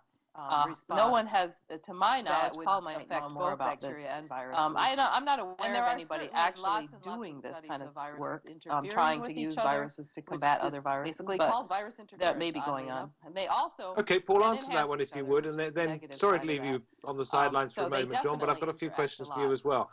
No one Could has, we to harness my them knowledge, as Paul might weaponize know them, if more you like, about this. against other viruses? I'm not aware Yeah, of I anybody can think of at actually least two ways. doing One, this it's kind of already work, traditionally trying done. to use Sometimes in viruses to developing combat a other viruses, vaccine, but we'll take that may a be going virus on. into the laboratory Okay, Paul, answer that one and if you would, essentially and grow then it on sorry to leave you cells on that the sidelines are for a moment, John, but I've got a few questions for you as well. training the virus, if you Could will, we harness to grow them on as those cell weaponize types them, and if you become like, worse against other at growing viruses? on some other cell types, such as I can human think of cells. at least two ways. So in One, this way, it's you can already more effectively traditionally put that done. strain of a Sometimes virus developing into the a human vaccine, body, will take mount a an immune virus response, into and it the will protect you laboratory against the and more essentially pathogenic grow it form on cells of the virus that or a closely are, related virus. A little more training the virus, if you will, skeptical about the extent to which we have the firm data for it, but there are certainly mouse studies that show that some viruses infect those host organisms and will protect against infection against other pathogenic viruses. So that, or a closely related virus. That would mean in the human body, you could already have viruses within your genome that are protecting you against infection, but there are certainly against closely related viruses, and that's a very, very difficult thing to prove, host organisms as well as difficult to study, but it's certainly plausible because it's been shown to occur in other mammals. And we may get to understand it a bit more in the future, which leads me, John, to ask you not that are protecting you about against cancer, but infection. If you against look into a crystal ball, could you ever see a very, time very difficult thing to when we prove, could create viruses as well as difficult to study, we but took it's certainly into plausible ourselves, because it's been shown to occur and they were in able other to mammals. identify a and we host may get to of understand different it a bit more problems in the that we future, have, and which leads me, John, keep to us ask you illness-free. specifically about cancer. But I think that's very possible, actually, to use them as machines, biological machines, to have various ways to sense we took into diseases or perhaps act as sentinels. You know, you think of the sort of science fiction movies. There's one many decades ago that you may remember with Raquel Welch, and she was put into a submarine. They shrunk it down and then injected it into the body and went around and looked for disease. And I think, you know, that was an interesting concept for a science fiction movie, but I think it's also possible to create these biological therapies to be able to go around and patrol and look for malignancies, look for infected cells. Is another way we could. One of the things that plagues humans is we get these so-called chronic infections, like hepatitis infections. You know, and so it's people are working on the concept of using viruses to infect and kill chronically infected cells and eliminate that infection. So I think there's lots of ways we can do this. We need to. I would just echo what Marilyn said earlier. One of the importance of plagues humans is kind of research, is fundamental biology, so like hepatitis, really take advantage of what we're learning and create a world where we have many tools like this to address some of the issues we face. And, you know, rapidly eliminate diseases like we're experiencing right now with the COVID pandemic. I think this is all within our grasp. We just have to take advantage of the knowledge we have and build on that, what we're learning. So let me come back to a question I put to the others. Yeah, Marilyn, please, ignore me. Tools like this to address some of the issues we face. I should have mentioned about cross-protection in plants. So this has been actually going on in plants with plant viruses for a long time. So you find a mild strain, infect all the plants with it, and then they're resistant to the more severe strains. And actually, right now, that's a very important strategy in cacao, because the cacao in Africa is really suffering from a serious disease caused by a virus called cacao swell and shoot so you find disease, and that's exactly how they've been managing it for years and years, is by infecting those plants with mild strains of the virus. So yeah, that is something that we have done in plants for quite a while. Extraordinary. John, back with you. Have we got it totally wrong in pushing all our attention onto the pathogens, those viruses that can kill or certainly seriously hurt, rather than looking at those that can save? And what's it going to take to change that? Yeah, that is something that we have done in plants. Well, you know, you focus on the bad things because, of course, of what's happening in the world today, or other. I mean, there's viruses which we know can cause cancers, as an example. That's another one that is a concern. And of course, those are the things. It's the squeaky wheel phenomena. But I think, you know, as Marilyn suggested and Paul suggested, you know, there's fundamental knowledge about how these parasites interact with us. That if we understood better, we could definitely use that knowledge to create new kinds of therapeutics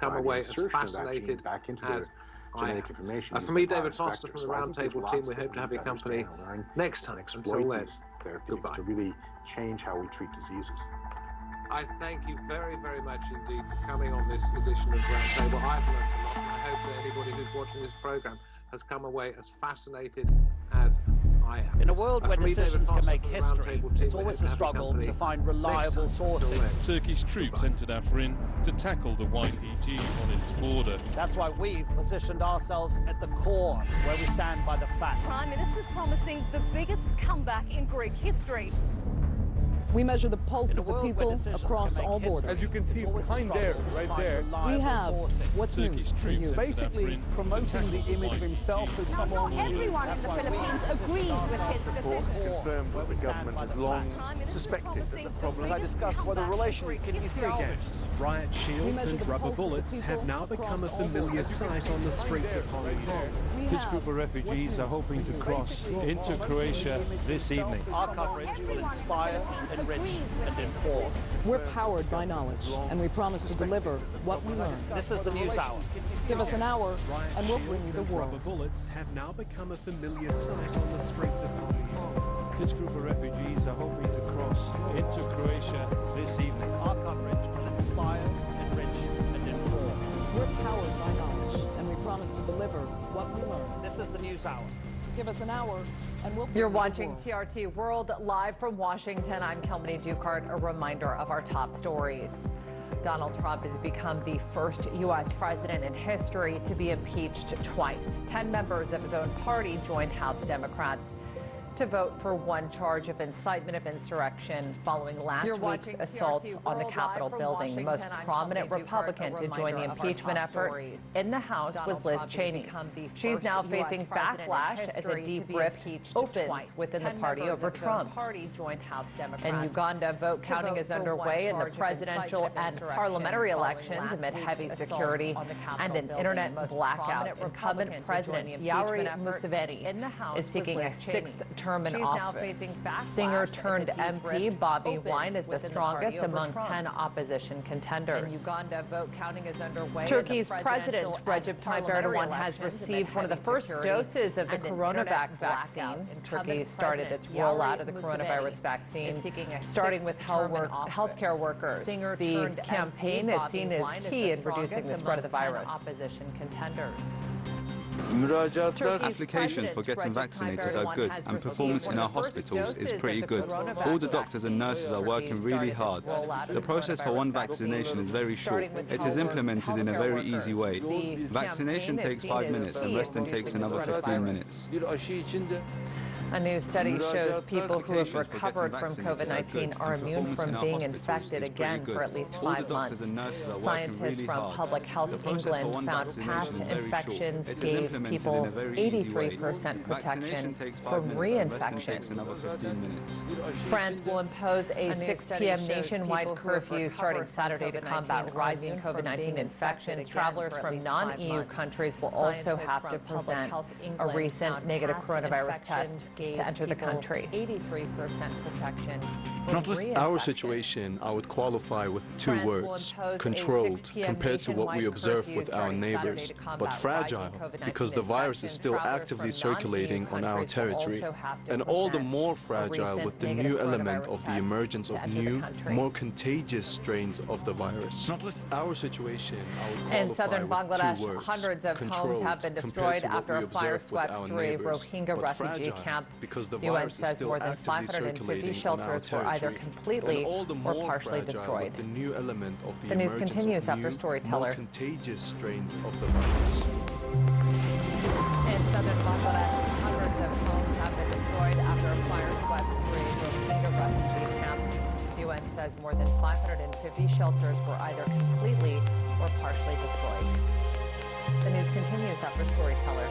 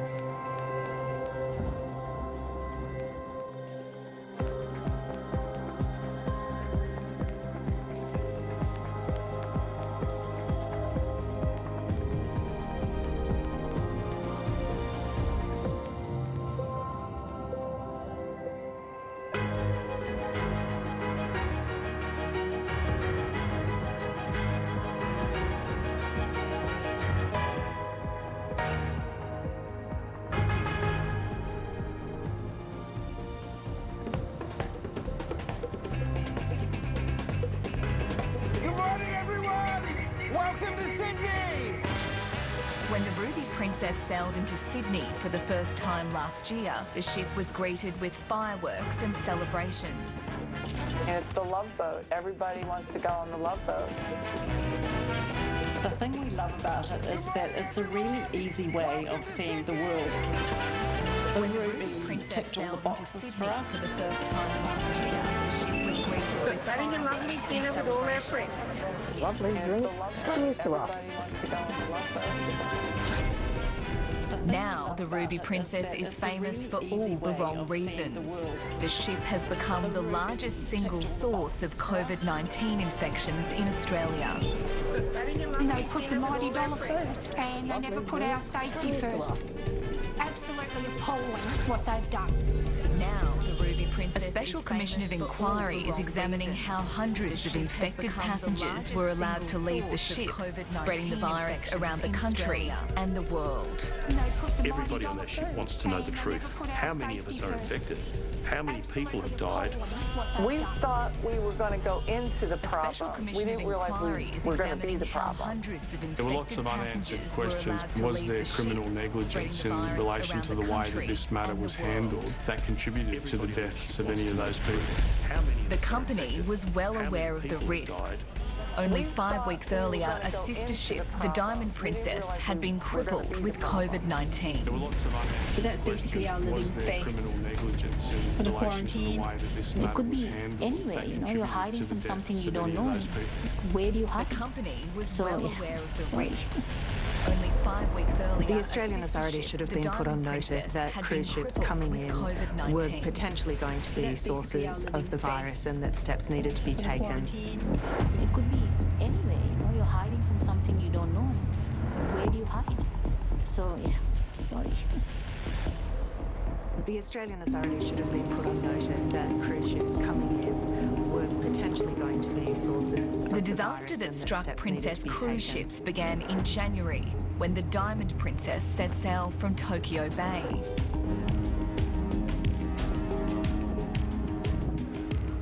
Suzanne De Silva and her family were among the thousands of passengers looking forward to a carefree holiday. The disaster that struck Princess cruise I like the entertainment on the ship. I like the fact you don't have to think about where to go for your next meal. It's just there. So you don't have to plan. You can just go with the flow. Take part in a lot of activities or relax. Suzanne De Silva and her family were among the thousands of It was the third cruise for the Tan family. They weren't worried about the growing spread of coronavirus outside China. From the moment we got onto the ship, there were notices in our cabin as well as constant reminders every time we got to each port that they've heard of a new virus out there, you know, called the novel coronavirus, I think at that point. But we weren't too worried about it. It still seemed so far away. There were notices in our cabin as well as we at Carnival believe fun is a choice. Carnival Cruise Corporation is the world's largest cruise conglomerate, with 9 brands and over 100 ships, including the Princess fleet. At Princess Cruises, bringing people together has been our legacy for over 50 years, and will continue to be, so you can focus on what matters most. Carnival Cruise Corporation is the world's largest cruise conglomerate. The global cruise industry is massive. It's worth US $130 billion and it employs 1.2 million people around the world. So it is a big player within the world of travel, and the cruise corporations are massive. Carnival's headquarters are in Miami, but the company is incorporated in Panama. As a result, it comes under Panamanian corporate law, which means it pays no corporate income tax in any other country. I mean, the cruise lines are quite adept in earning money, and they've got to be admired for that. I think the issue becomes, how do you balance money making with social responsibility, which means it pays no corporate income tax in any other Most cruise ships fly under what's known as flags of convenience. There are a number of countries like Panama, Liberia, the Marshall Islands that do have a large number of ships that are registered register to them, and they are popular states to register with because generally the view is that they do not necessarily enforce the same levels of standards required internationally in terms of the conditions on board a particular ship. They dodge regulation, so they've got minimum regulation, and in fact it falls to the absolute minimum regulation under Maritime Labour Convention. Generally the view is that they do not In late January, the Diamond Princess was 5 days into its cruise when it sailed into Hong Kong harbour. On the 25th, we docked in Hong Kong, and that's when I rang Mum and Dad and I was chatting to them, and that's when Dad said to me, he said, look, there's this virus going around and we're watching it on the news, and, you know, I think you guys need to be really careful. January, the Diamond and at that Princess point I was said to Dad, I 5 said, days into nah, I its said, cruise you know, Dad, when the it ship, sailed you know, into they Hong would Kong be, harbour. they would know, On the and 25th, if it was so serious, they wouldn't be taking us to these spots. And I was chatting to them, and while the ship was in Hong Kong, an 80-year-old passenger left the cruise. 據了解，佢聲稱曾經乘坐郵輪外遊，若果確診嘅話，將會係本港第14宗個案。 Days later, he was taken to hospital and tested positive for coronavirus. The Hong Kong Health Department moved quickly to notify the ship's local agent. Left the cruise. We then turned around and sent an email to the ship notifying them of the situation and advising them to do the necessary The Hong Kong Health Department moved quickly to notify the ship's local agent. Email went out at around 10:15 in the evening. Went to the Director of Customer Services and the Administration Officer. That night we did not get a response. Not only that, we also contacted Prince's headquarters for Asia in Australia the following day. So I'm not sure we could have done much more. Went to the Director of Customer Services and the Administration Officer. Passengers weren't told about the positive test for more than 36 hours. They waited a couple of days before they told the passengers. I don't know, maybe they were hoping it would go away, but obviously it didn't, and of course it led to tragic consequences, leading to, of course, the first Australian to die of COVID in this country was a passenger on board that ship. As the Diamond Princess sailed towards Japan, the captain broke the news. Please be advised that a Hong Kong resident tested positive for coronavirus on February 1st. He did not report any illness to the ship's medical center during the voyage. As the Diamond Princess sailed towards Japan, the captain broke the news. And for there are no reasons for concern. Please be advised that a Hong Kong resident tested positive for As passengers enjoyed dinner that evening, they had no idea the virus was already silently spreading amongst them. They didn't limit us to our rooms or cabins at that point, so for I guess almost a full day we were still able to walk around freely, you know, head off to the buffet, do some activities. We even had our shows on the night before quarantine started. They didn't limit us to our rooms. There's so many people on the ship, you know, like you're all sitting together, you're having your meals, you're having your dinner, you've got the waiters, you know, at the bar. Do some activities. We even had shows on the night. That night, the De Silvas celebrated a family birthday. They had no reason to think they were in danger. You're all sitting together, you're having your meals, you're having your dinner, you've got the waiters, you know, at the bar.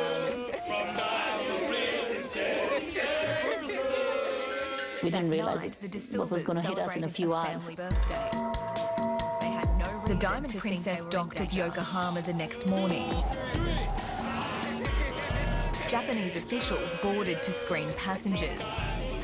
The port refused to allow the ship to offload its passengers, which made perfect sense because, as any country, they were protecting the health and the welfare of their own people. Passengers waited to learn when they could disembark. And just like everyone was lost. So it was from a beautiful party board and having a lot of fun to just people just sitting there very, very worried. And you could just tell that the whole mood was completely changed. And then the announcement came that, you know, the ship's going to be quarantined for 14 days because they found a passenger that had coronavirus on the ship. And that was it. And you could just tell that the whole Tonight, cruise ship nightmare as an outbreak hits a ship with thousands on board. A passenger that had This is our area, so bunk beds. Kids are busy Tonight, with cruise ship their nightmare homework as an and doing some outbreak hits a ship puzzles. with Orna thousands on Tan, her board. husband, and 2 teenagers were isolated in a small windowless This is cabin. our area, so that's basically our living space. Bunk beds for the quarantine. Kids are busy with Each day, the captain homework delivered the and bleak doing some news of the puzzles. growing number Orna of Tan, infections. her husband, and 2 teenagers were Earlier isolated in today, a there small were an additional windowless 41 cabin. confirmed cases of coronavirus. Nationality breakdown of these 41 cases Each day, is the as captain follows: delivered the bleak news 1 of the Argentinian, growing number 5 of Australians, infections. 5 Canadians, 21 Japanese, 1 British, and 8 American cases of coronavirus. Ripping that out. Of these 41 cases is as Everyone's just walking the decks, Argentinian, 5 not Australians, the planks. 5 Canadians, 21 Japanese, 1 British. The Japanese Ministry of Health was in charge of the quarantine process. Ripping that I don't out. think there was any strategy. I think the Everyone's just scheme walking the was decks. to contain everybody, including passengers and crews, inside the ship. The Japanese does not Ministry of allow Health was in charge of the them quarantine to process. be outside and ask them to be in a single room.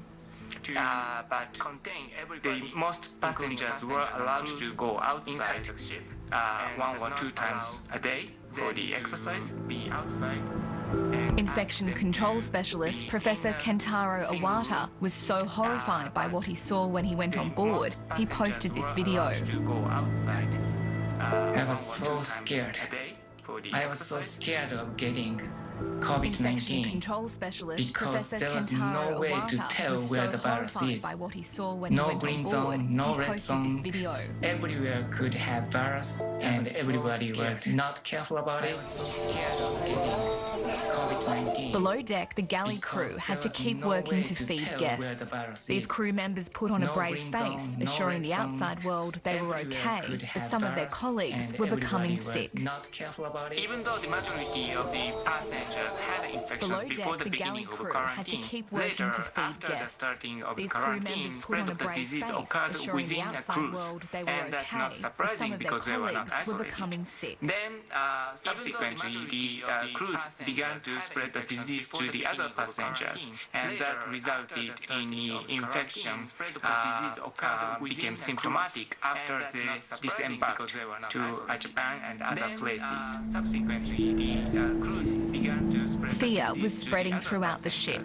and that resulted in Because you're enclosed, you're breathing in this air, the food is coming open. It could be anywhere, you're hiding from something you don't know, and where do you hide? So, yeah. Fear was spreading throughout the ship. 4 days into quarantine, Suzanne's 21-year-old daughter Bianca became unwell. She was really pale and really frightened. She was just pretty much shaking in the chair. So, yeah, sorry. She later tested positive along with her mum and dad, and they were taken off the ship. Suzanne's 21-year-old daughter Bianca became unwell. It was just dead quiet, even though there was a lot of activity. There was a lot of ambulances still there, but it was like a She morgue. later It was tested so positive quiet. along with her mum and dad, and they were Very taken eerie, off the yeah. ship. As the quarantine dragged on, the company worked hard to keep passengers positive. Still there. We'll have quiz of the day. We're also going to teach you some napkin folding. Tag your social media posts with Hang In There Diamond Princess and As the keep quarantine sharing dragged your on, positive the energy. company worked hard to keep passengers positive. We'll have quiz of the day. We're also going to But teach positive you some energy napkin wasn't folding. enough to stop the spread of the Tag virus. your social media posts The with Australian Hang In There government Diamond decided it Princess wasn't and safe to keep leave sharing citizens your on board positive any energy. longer and dispatched a medical team to rescue them. I think the thing that was really positive startling to energy me when wasn't we enough actually to got to the stop the spread dockside of the was virus. how big they are. The This Australian was an government enormous decided ship. it wasn't safe to leave you know, citizens on dominating the board dock, any longer, and I think it was dispatched 18 a stories medical high. team to rescue them. So it's quite formidable when you first see it. Was really Alison startling to me when McMillan we was the actually head got to the nurse on the dockside mission. was how big they are. Some of the lovely people we met and talked to through the doorway of their cabins. They had been in some of those cabins for an extremely long period of time, and some of of them didn't have any access to the outside at all. They had the inside cabins, which I imagine had been incredibly difficult for them to cope with. Through the doorway of their cabins, there had been in some of we walked through the corridors, we knew which cabins everyone was in, so we just worked our way methodically, cabin to cabin, so we could assess our passengers and make sure they were fit to travel, and that they knew exactly what was going to happen later that day. We walked through the corridors, we knew throughout the day more and more test results came through, and we were not able to take anyone with us who had tested positive. We had been visited by the OSMAT team. We did our little survey and they did our testing for us, which was just a temperature check and to make sure that we were all fine to get on board the plane. And we were pushing our luggage out when we got the call that my daughter had tested positive for the coronavirus. In short, I think the operation at the Diamond Princess was a failure. They allowed the spread of the disease inside the cruise ship, and they were not be mindful about the fact that many passengers were elderly people who are susceptible to have severe diseases. The spread of the disease inside the cruise ship, and they were not be mindful about the fact that many passengers were There have been more than 700 confirmed cases of COVID-19 on the Diamond Princess. At least 13 people are dead.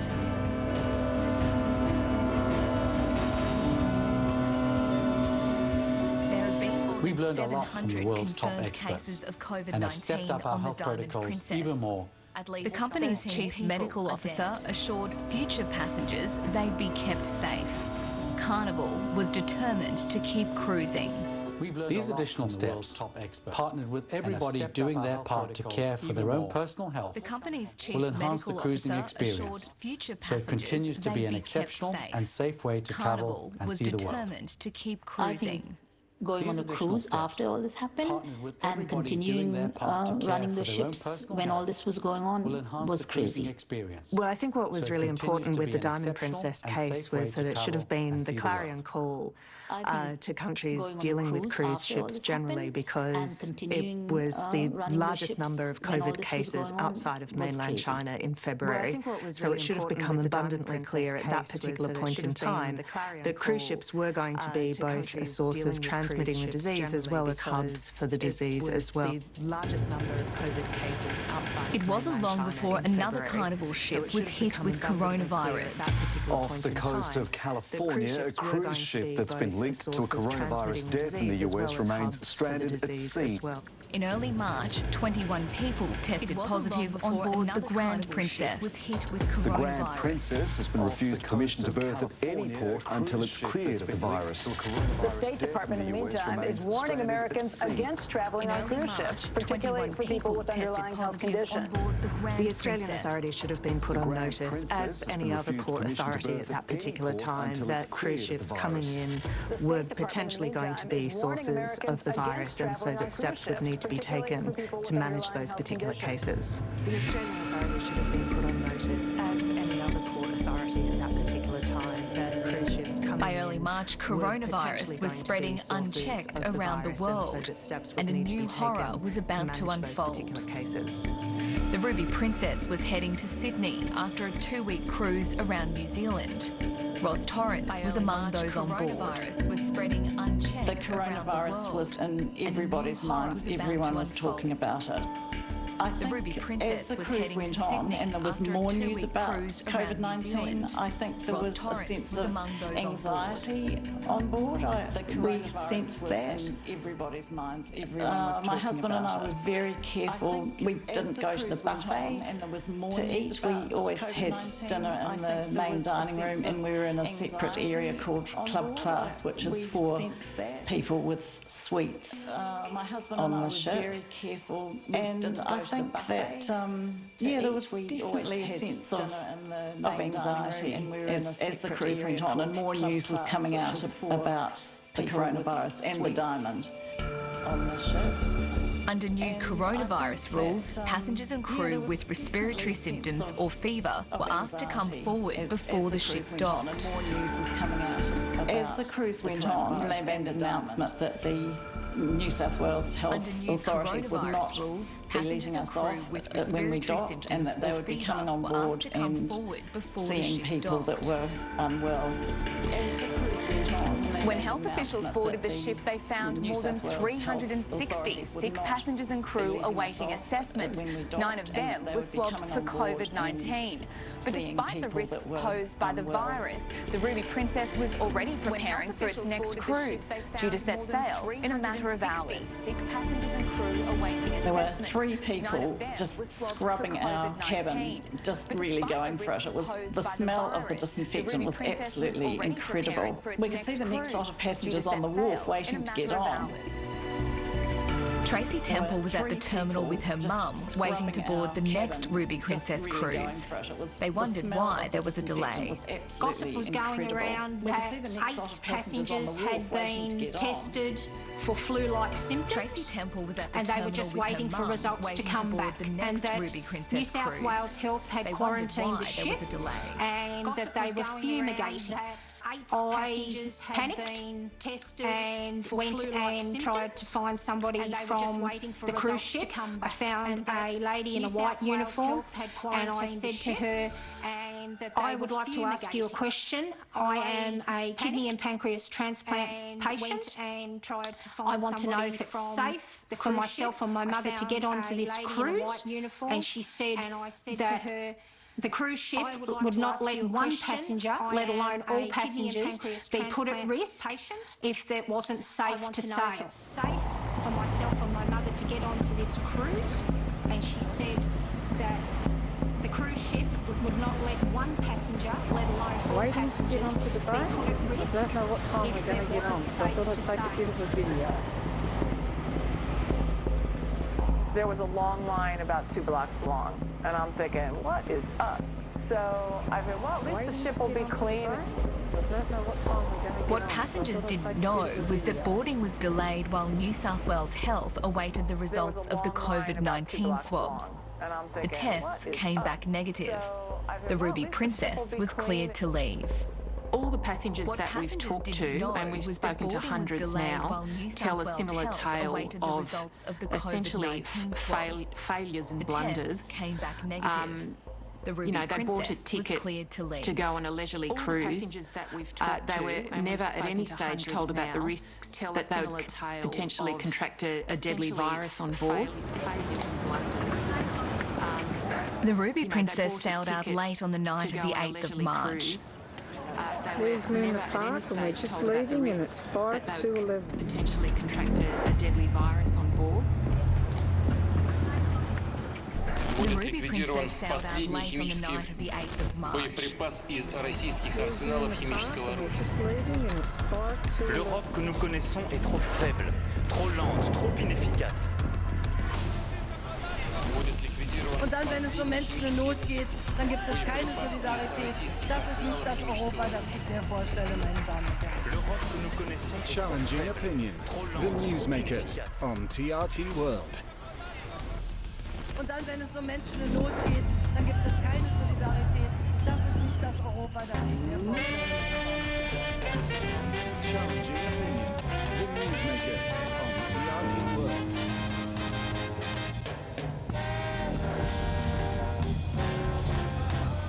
Passengers enjoying their first night on the ship had no inkling of the disaster about to unfold.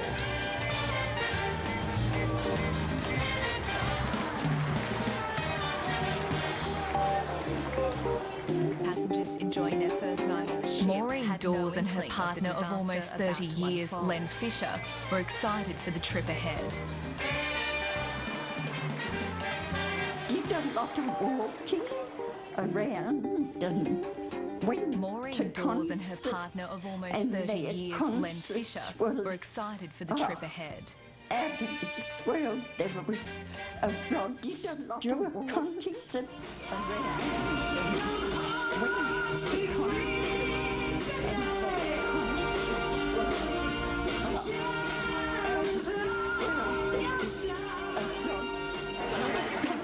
Having a lovely dinner.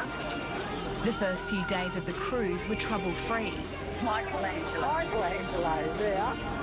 Round to Trace. Hello, Trace. Tracy and her mum dined with friends and explored on shore. Try and get me somehow in there, and I don't know if I have or not. The first few days of the cruise were I'm trying to get the size of the ship, so just hold on, girls.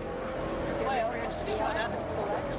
Tracy and her mum dined with friends and explored on shore. Try and get me somehow in there, and I don't know if I have or not. 4 days in, the mood shifted when the World Health Organization declared a pandemic. Pandemic is not a word to use lightly 4 days in, or the mood carelessly. shifted when the World We were Health watching the Organization news, declared and a we didn't pandemic. know until we were on the ship that it had been classed as a pandemic. Pandemic Then, of course, you is panic not and you think, oh my a God, you know, because there's to no way use you can get lightly off. or carelessly. Princess announced it would stop new cruises for the next 60 days. We've been asked, and we've asked ourselves, why COVID-19 seems to be impacting Princess so heavily. We don't really know. We hope you will stick with us and give our team a chance to shine at a later date, and we've asked ourselves. Already at sea, the Ruby Princess sailed on. Princess so heavily. This is Wellington. We hope you will stick with us It's a and give our rugby team a chance stadium to here, shine right at a next later door date. to it. As the cruise continued, passengers began to fall ill. In Wellington, 5 were tested for COVID-19. All were negative. The Ruby Princess sailed north to Napier. Passengers joined tours around the town, oblivious to the risk they could be spreading the virus. Were tested for COVID-19. All were negative. The Ruby Princess sailed north to Napier. Passengers joined tours around the town. We came back, we hit oblivious a to the risk restaurant, they we could hit be every spreading the single virus. store on the street to support the locals, and that's what we did. When she returned to the ship, Tracy Temple was one of an increasing number of passengers who were feeling unwell. A, I wouldn't go to the doctor because they charge you like a wounded bull. B, I just put it down to a transplant When she thing. returned to the ship, I didn't Tracy Temple ever, was one of an ever had it cross increasing my number mind of that it was passengers who were feeling COVID-19. unwell. The Ruby Princess left behind a cluster of infections in New Zealand, with 24 people testing positive. We are now suffering the consequences of cases here in New Zealand as a result of their cruise ship. In the middle of March, the Australian and New Zealand governments took action against cruise ships. The Australian government will also ban cruise ships from foreign ports from arriving at Australian ports for an initial 30 days, and that will go forward on a rolling In the basis. middle of March, the Australian and New Zealand The Ruby Princess was given an exemption and turned around to head back to Australia. Last New Zealand, as we've been kicked out of here, then we're going home to Sydney. The Ruby Princess was given an exemption It and was turned 9:30 around at to night, head back and to that's when they Australia. made the announcement. This is an important announcement. We have been asked to go straight back to Sydney. The government from Sydney is going to let us disembark a couple of days early. When I know more, I'll let you know. This is an important announcement. We have been asked to go straight back to Sydney. Ship life was the same. There was entertainment all throughout the day and the night. Nothing had changed whatsoever. It was all the same as what you do on a normal cruise anyway. As the Ruby Princess headed back to Sydney, the ship's head doctor warned New South Wales Health the ship seemed to be in the early phases of an influenza A outbreak. Passengers were told nothing. As the Ruby Princess headed back to Sydney, reassuring the you all ship's the head time. doctor warned This New ship South is Wales virus-free. Health Like ship the seemed steward to that be comes in and the cleans early your room. phases He of an kept saying, influenza A no, we're outbreak. clear. This ship is good. We're Passengers were free. told We nothing. don't have to worry. Behind me, you'll see the mountains. That's where we're supposed to be.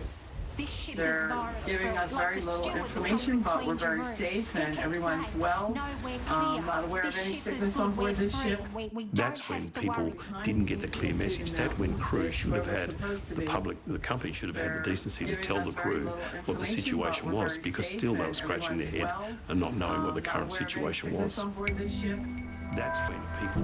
Under new regulations, the Ruby Princess was required to report to authorities if anyone on board had coronavirus-like symptoms. So you've really got to go back to the 6th of March when the federal government and endorsed by the New South Wales state government endorsed tighter restrictions on passenger ships coming into New South Wales waters. And that was all about mandatory reporting of COVID-19 like symptoms. People who have symptoms. And symptoms is coughing, temperature and flu-like symptoms. So I guess what it comes down to is if someone had the flu, then from my perspective, based on the escalation of the Australian government and the state government, that should have been someone classified as having COVID-19-like symptoms. The ship submitted a series of mandatory pre-arrival health reports to federal authorities. The first report showed 53 people were sick and 10 had a temperature. Over the next 2 days, those figures more than doubled. Pre-arrival health reports 13 people were swabbed for COVID-19. The first report showed 53 people were sick and 10 had a temperature. Over the next 2 days, those figures more than doubled. And I thought 13 people were swabbed for COVID-19. New South Wales Health asked for more detailed information about sick passengers. The ship reported less than 1% of those on board had influenza-like illness. On that basis, New South Wales Health decided it was low risk. It emailed the ship to say the New South Wales Health expert panel has assessed the Ruby Princess as not requiring on-board health assessment in Sydney.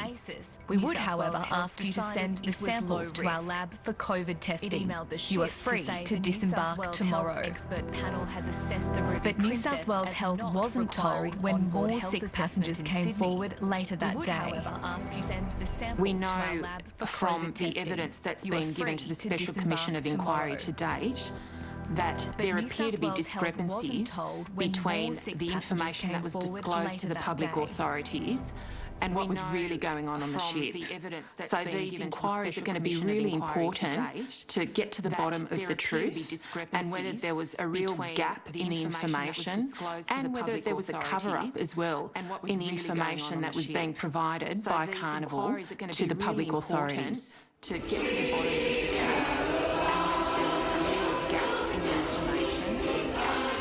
On the final night of the Ruby Princess's voyage, the atrium was packed for the farewell party. We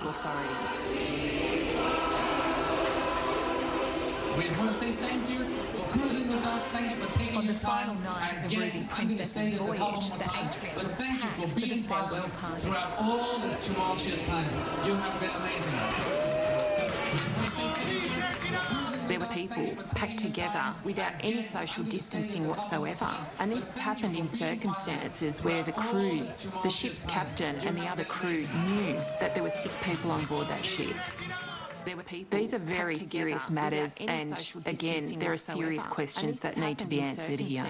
Where Hi, I'm reporting live from the Ruby Princess today. Passengers had no idea what was going on behind the scenes. And we are all holding strong, being patient as possible to disembark tomorrow morning. So until we meet again, passengers had no idea what was going on behind the scenes. Just before 7 p.m, the ship's port agent was dialing 000. There was a 17-minute 000 phone call from a Carnival employee to New South Wales Ambulance, and they were trying to book 2 ambulances to take off 2 passengers who had both presented with upper respiratory issues, and they both had secondary health issues, one to do with heart issue and one to do with lower back.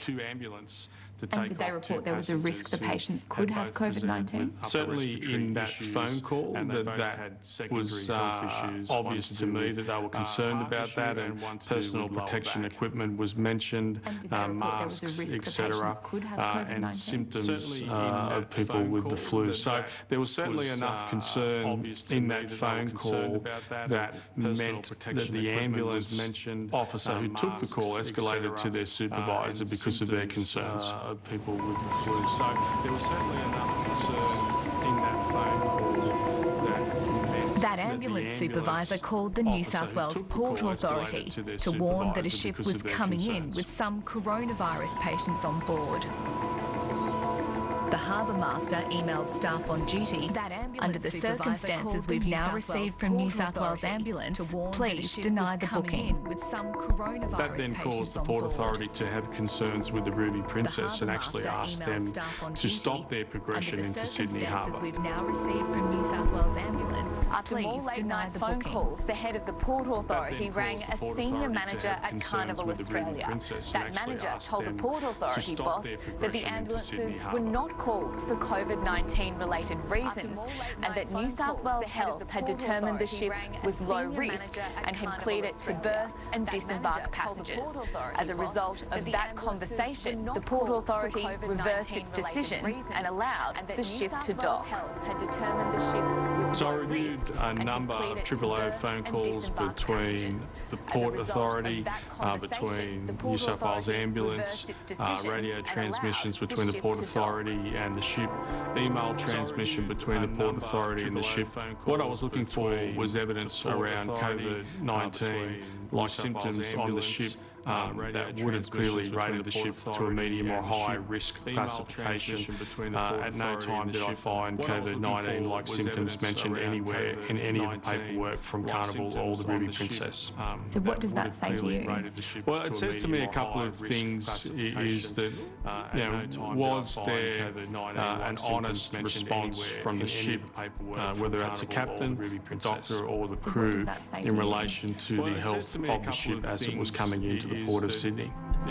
Was there the Ruby Princess docked at 2:30 in the morning. 2 passengers were rushed to hospital. Both would later test positive for COVID-19. The other coronavirus swabs taken from passengers were also sent for testing. 2 passengers were rushed on the morning of the 19th of March. Crew lined up to farewell the passengers. The other coronavirus swabs taken from passengers were also sent for testing. Hey, so you're doing this high five all the way down the ship, and I'm like literally thinking, oh my God, I just touched 50 crew people. lined up to farewell the passengers. What was I thinking? So we get off and I'm thinking, this is crazy. There's nobody's protected. It must not be that bad. That's what I'm thinking. It's probably not that bad. What was I thinking? So we get off and I'm thinking, this is crazy. There's nobody's protected. It must not be that bad. That's what I'm thinking. It's probably not that bad. Stopped and we were all moving very quickly.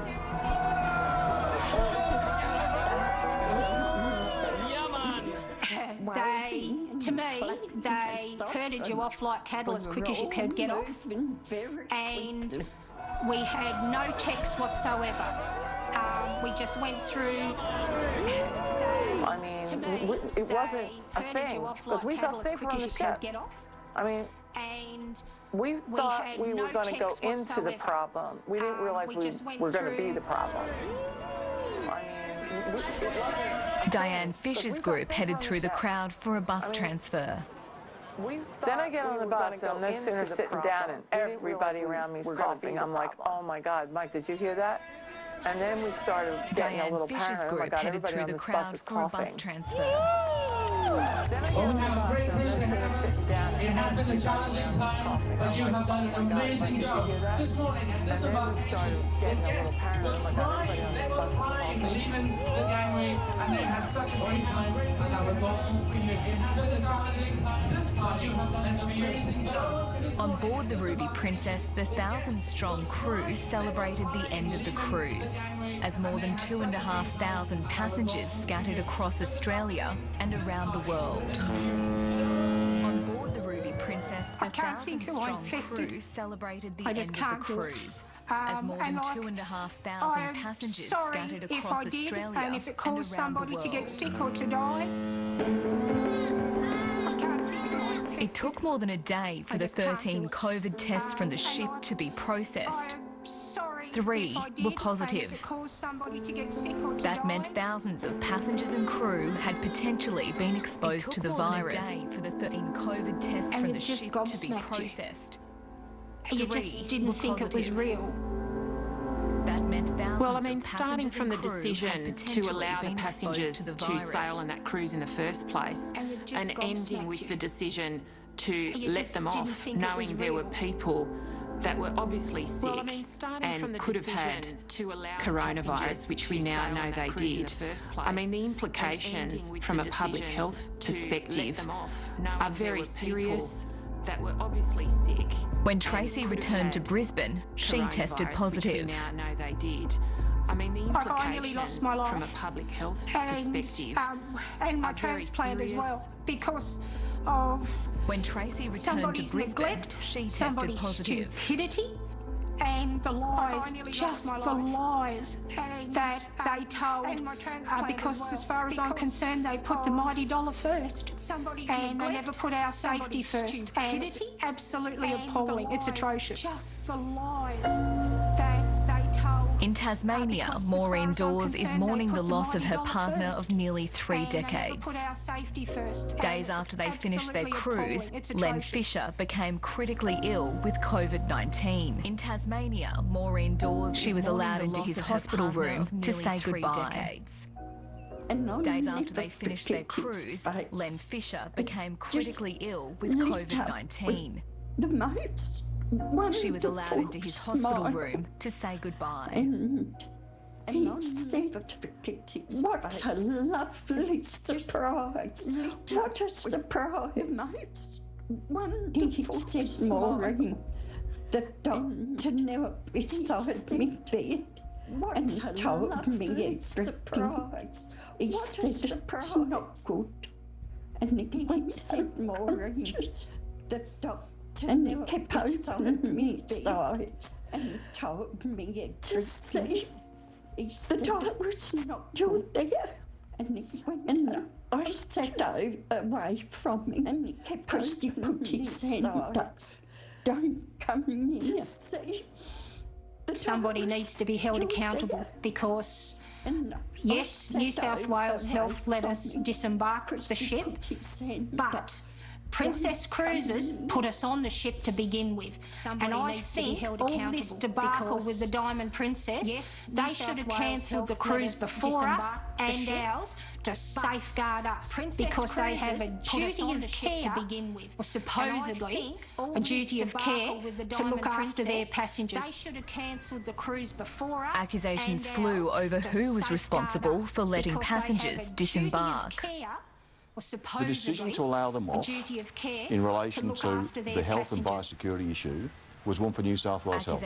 I don't think it helps anybody to point fingers and to play the blame game. I've asked the Police Commissioner to undertake an independent report. In relation to the health and biosecurity issue. We've conducted 2 coronial searches of the ship, which means the police in full PPE have gone onto the ship to collect evidence. The Police Commissioner directed the Homicide Squad to investigate. We've taken the black box, we've taken multiple mobile phones along with medical records. Have gone onto the ship to collect evidence. I felt that there were unanswered questions, that the death toll from the Ruby Princess was rising, not just in New South Wales but across Australia and the world. So for mine, was there criminal negligence in relation to the way that this matter was handled that contributed to the deaths of any of those people? Everybody on that ship wants to know the truth. How many of us are infected? How many people have died, former passengers, recent passengers? What's our real situation? What's our rights? What's going to happen to 50 different nationalities? And they asked that question 3 weeks ago, and they're asking that question today of me as well. A special commission of inquiry is now examining the disastrous events surrounding the Ruby Princess.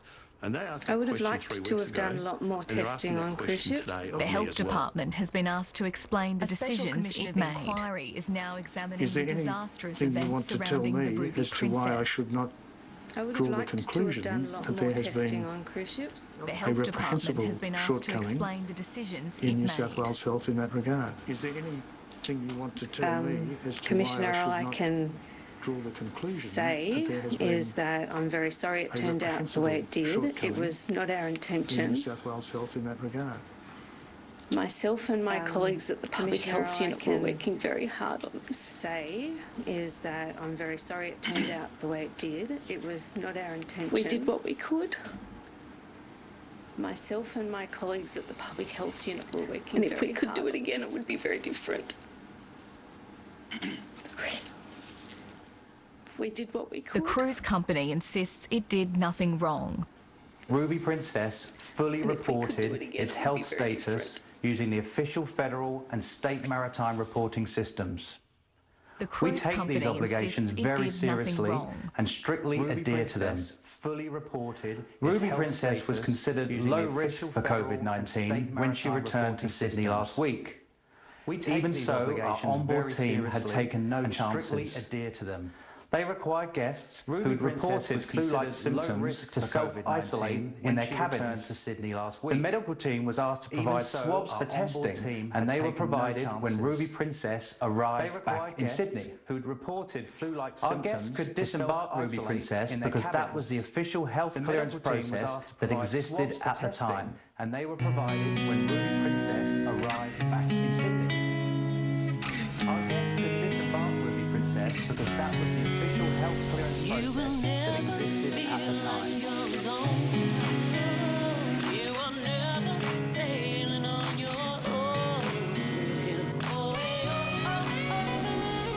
Carnival has paused cruises for now, but hasn't stopped marketing.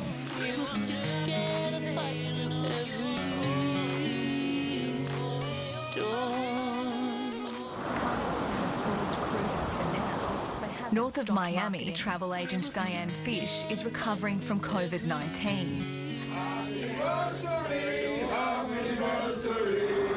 7 out of her 10-person tour group contracted the virus, but she plans to cruise again. From COVID-19. Cruising is definitely the bang for the buck, and from what I'm hearing, people that cruise are going to cruise again. Now, people might think twice about it or have hesitation, but if they're prepared, I know I'm going to have my little handy-dandy kit with me. It's going to have gloves and masks and bleach and alcohol and things to clean with. Think twice about it or have hesitation, but if they're prepared, I know I'm going to have my little handy-dandy kit with me. It's going to have gloves and masks. As the Ruby Princess finally set sail from Australian waters, it left behind a terrible toll.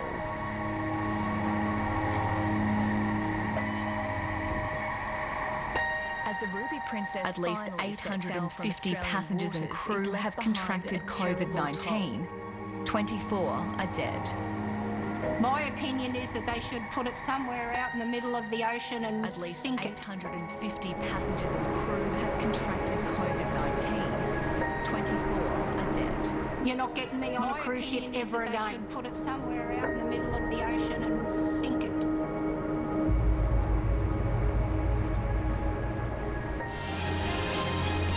not getting me on a cruise ship ever again.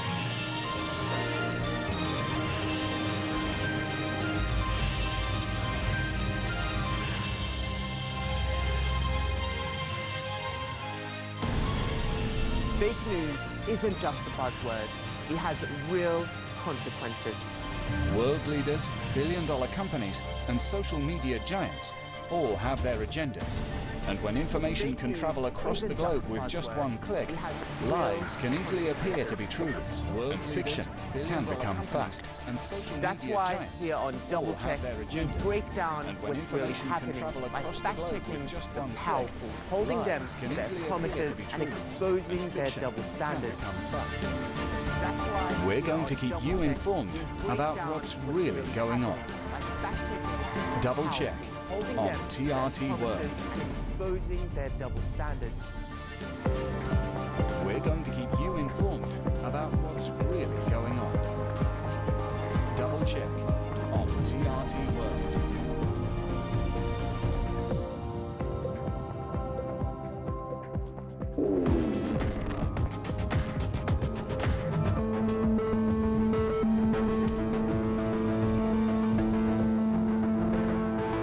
When I was in China, I dreamed about freedom.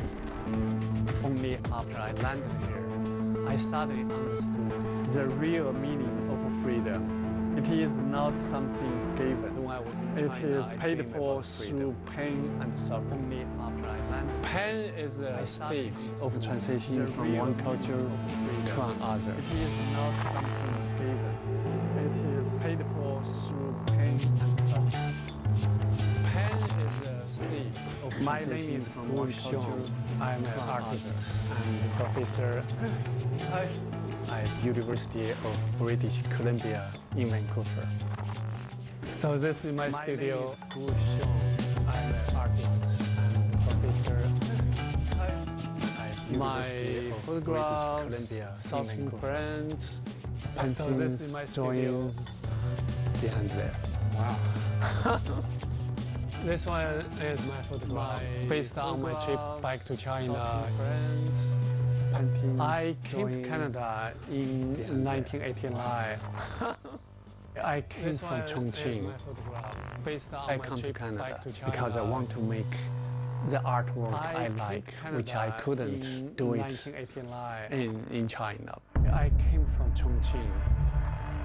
I come to Canada because I want to make the artwork I like, which I couldn't do it. Photograph was where I spent 4 years in the countryside in the labor camp.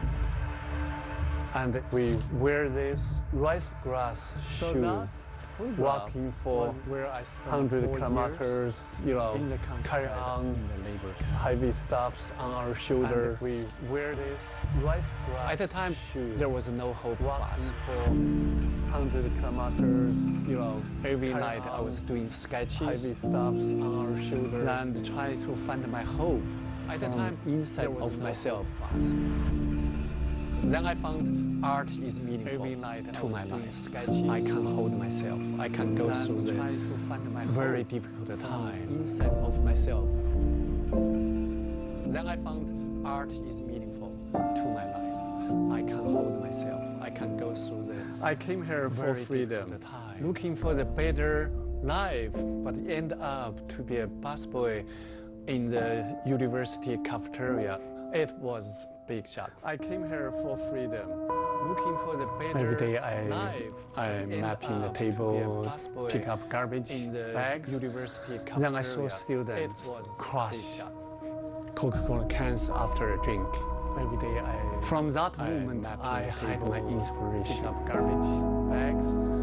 Then I saw students I suddenly understood I was under a crushing drink between two cultures. From that moment, my old life was gone, but my new life was reborn. I suddenly understood I was under a crushing between two cultures. That unique shape inspired me to build up my new life here, to build up my new identity in this new culture. So when this exhibition showed at the Vancouver Art Gallery, people start to recognize me and my work to build up my new identity in this new culture. So when this exhibition showed at the Vancouver Art Gallery, experiences between two cultures become a theme to dealing with migrations, memories, but also gave me new energies to make new work. Become a theme to dealing with migrations, memories, but also gave me new energies to make new works.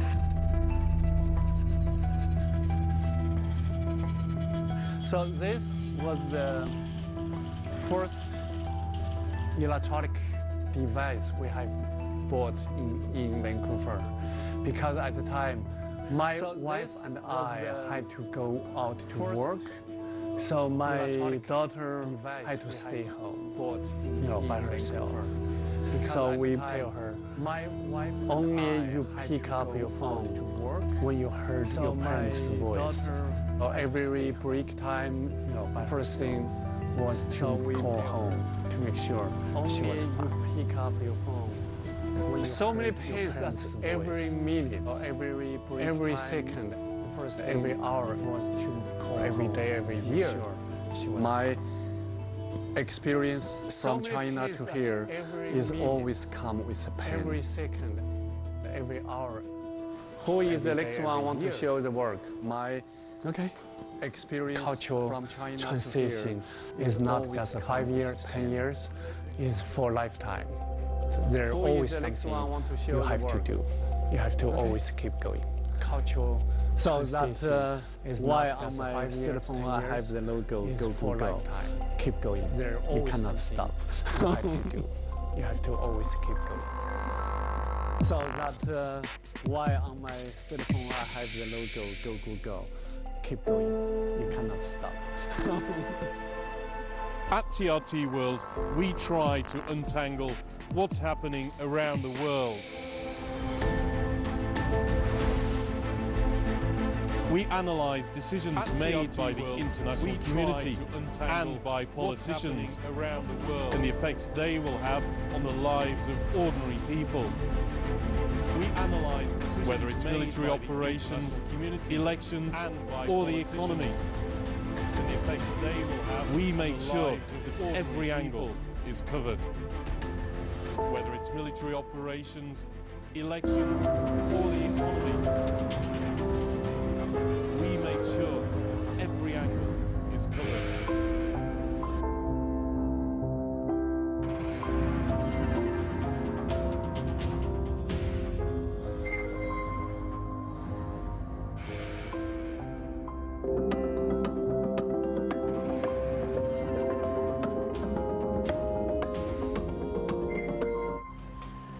A balancing act. Lawmakers in Washington to juggle President Trump's impeachment trial with a massive stimulus package proposal from the president-elect. Hello and welcome to TRT World, live from Washington. I'm Kelmany Dukart, also ahead on the program. Vote counting is underway in Uganda's turbulent elections. Pop star turned politician Bobby Wine tries to unseat incumbent Yoweri Museveni. A shot in the arm to end the pandemic. Turkey kicks off a mass coronavirus vaccination campaign. And a Human Rights Watch report says Israel robbed millions of Palestinians of their basic human rights. Mass coronavirus vaccination campaign. And a Human Rights Watch report says Israel robbed millions of Palestinians of their basic human rights. 24 hours ago, U.S. President Donald Trump was impeached a second time. In less than a week, his successor, Joe Biden, will assume the Oval Office. At this hour, the nation's capital security is tight as the nation looks forward and back. It's all happening as the U.S. continues to lead the world in coronavirus cases and deaths. Days before Biden assumes office, his administration is hammering out another massive economic stimulus package, and one that will hopefully help states where the vaccination campaign has stalled. The one chamber will have to balance the work of the people with its own courtroom drama. Following the House's impeachment of Trump for inciting insurrection in the deadly Capitol Hill riots, the Senate will hold a trial on whether to convict the president on that charge. And it will all be done with the Democratic Party holding a majority in both legislative branches. Leonie Lacani is with us here at the top of the hour in Washington. Leonie, Biden doesn't seem to be wasting any time here with this $1.9 trillion relief proposal. What's in it? At the top of the hour in Washington. Leonie, Biden doesn't seem to be wasting any time here. The President-elect Joe Biden has said all along, even through the campaign period, that the most pressing issue here in the United States at the moment is dealing with this pandemic. So $1.9 trillion package, we're expecting him to talk about the details in about an hour from now. This is what we know, that we hope that he intends to talk about. One of them, which is one of the most controversial issues here in the United States, is increasing the direct payments to people. At the moment, it's $600 that people will get, individuals and families, if they meet certain requirements get. He wants to add an additional check of $1,400 each to make it $2,000. In addition to that, one of the other things he's talked about is he wants to open up schools. So he wants to dedicate $130 billion to schools so they can open safely. He thinks it's really essential to allow people to get back to work work if their children can go back to school as well. So about the way it works out, about half of the money is going to households, things like unemployment aid, expanding paid leave, those kinds of things. The other half of this package will go to vaccine distribution and to the states themselves. President-elect Joe Biden has said he considers this a national emergency. This is a package he wants Congress to pass very quickly, so he wants them to know what's in it. And that's part one, he says, of the COVID response. The next part, which will come after, is about how to get the economy back up and running. So he wants them to know what's in it. And Leonie, how does the Senate plan to juggle President Trump's impeachment trial with a very ambitious agenda from the Biden administration? And Leonie, how does the Senate plan to juggle President Trump's impeachment trial? Yeah, it's going to be quite a tricky situation and also unusual. It's never happened before, of course. So, you know, Joe Biden has made it really clear he wants to get going as soon as he comes in. He made a suggestion earlier this week where he said perhaps the Senate could have half days where they do things like get one of these, his package through, get his cabinet members through Congress, and the other half can focus on the impeachment trial.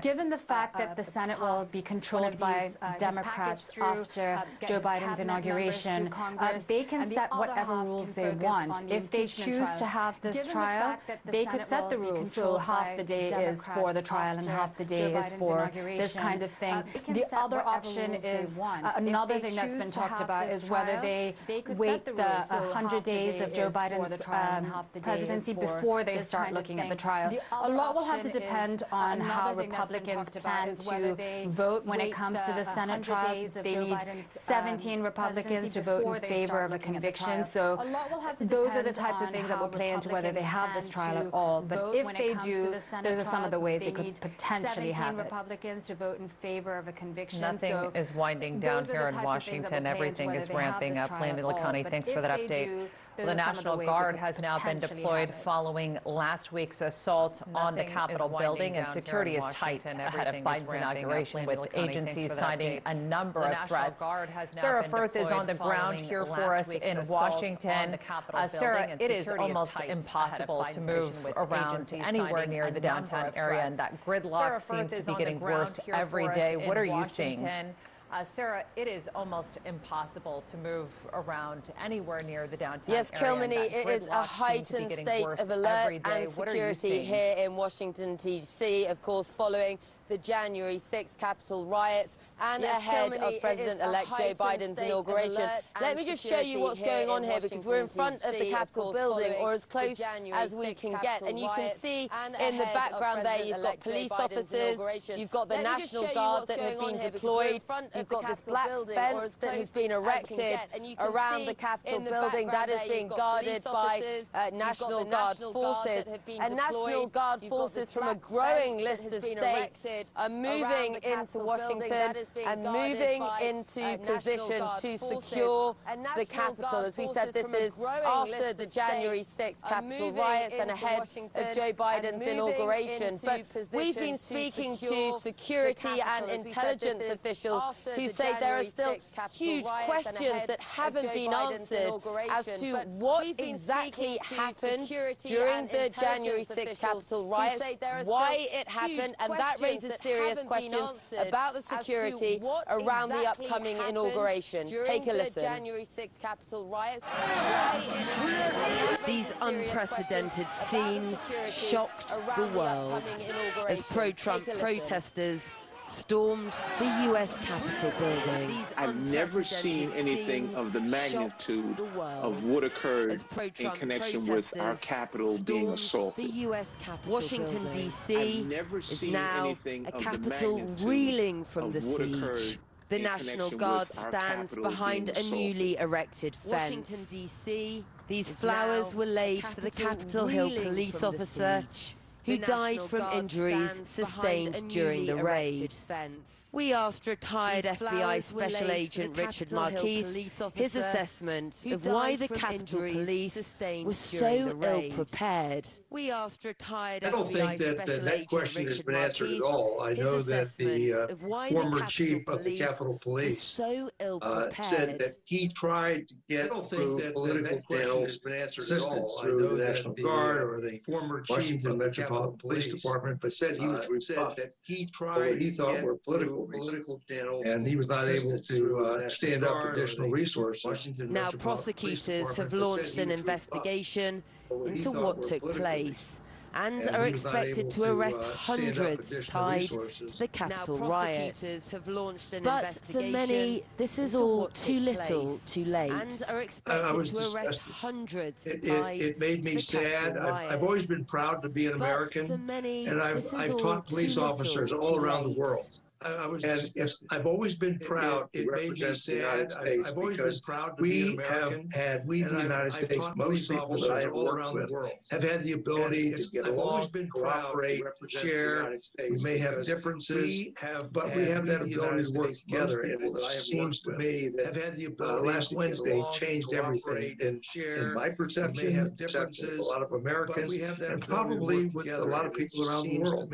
Around the Capitol building now, after the siege, guns, guards, and possibly a fair amount of guilt.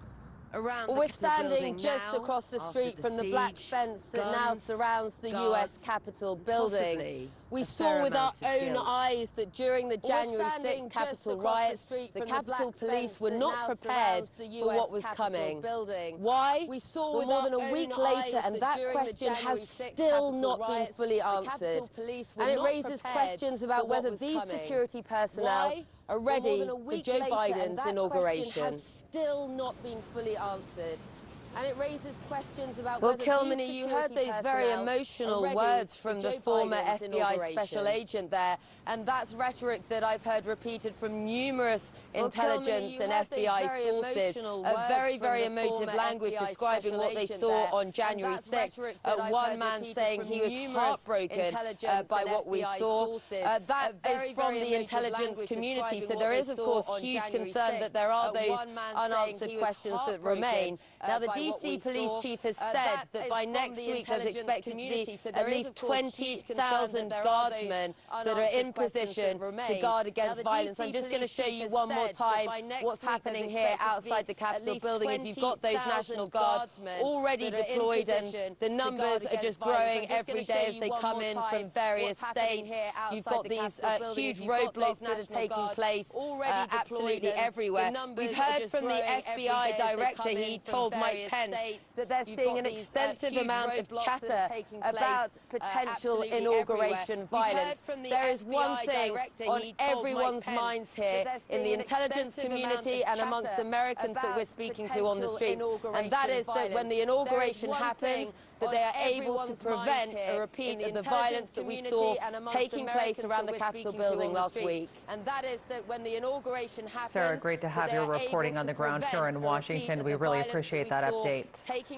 Turning to some other news now, vote counting is underway in Uganda for presidential and parliamentary elections amid heavy security and an internet blackout. Incumbent President Yoweri Museveni is seeking a sixth term in office. He's running against former pop star turned MP Bobby Wine. The run-up to the election was marred by violence as well as a social media shutdown. Voting was delayed in several locations in Kampala due to the failure of biometric machines used to confirm voter identities. Preliminary results are expected within 48 hours. Cameron Hudson's a senior fellow at the Atlantic Council's Africa Center. He's skeptical the results will reflect the will of the people.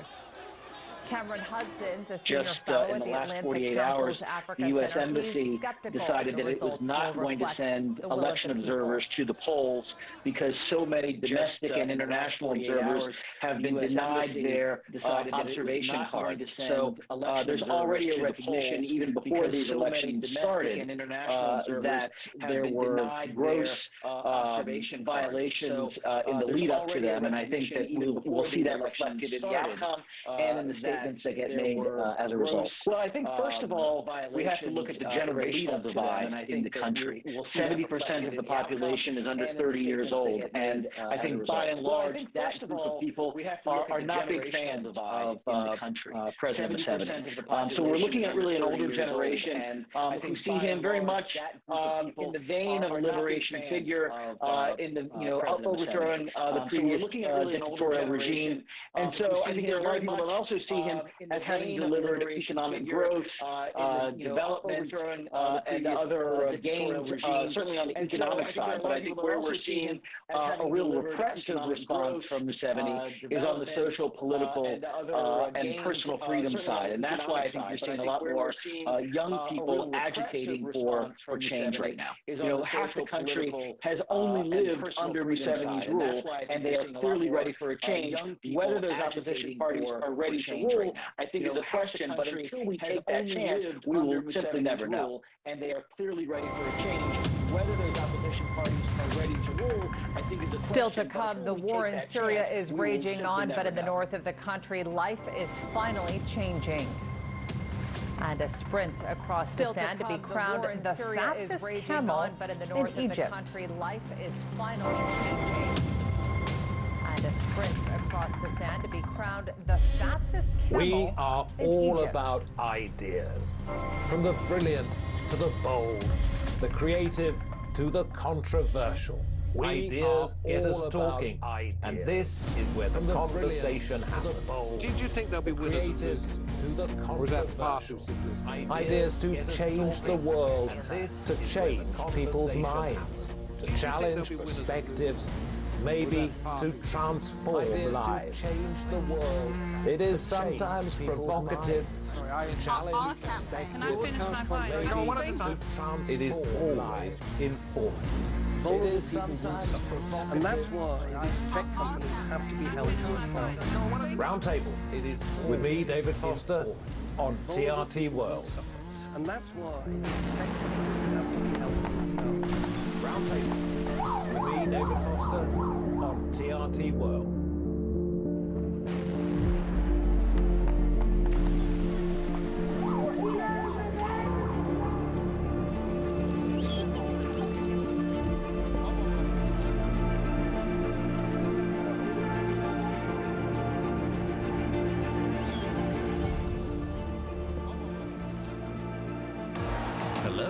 Welcome to Showcase, TRT World's daily arts and culture program, coming to you from Istanbul. A unique perspective on culture, an inside look at art, influential guests, and current trends, the latest fashion, inventive design, architecture, ancient and modern, all packed into Showcase, Monday to Friday on TRT World. Inventive design, architecture, ancient and modern, all packed into Showcase, Monday to Friday on TRT World.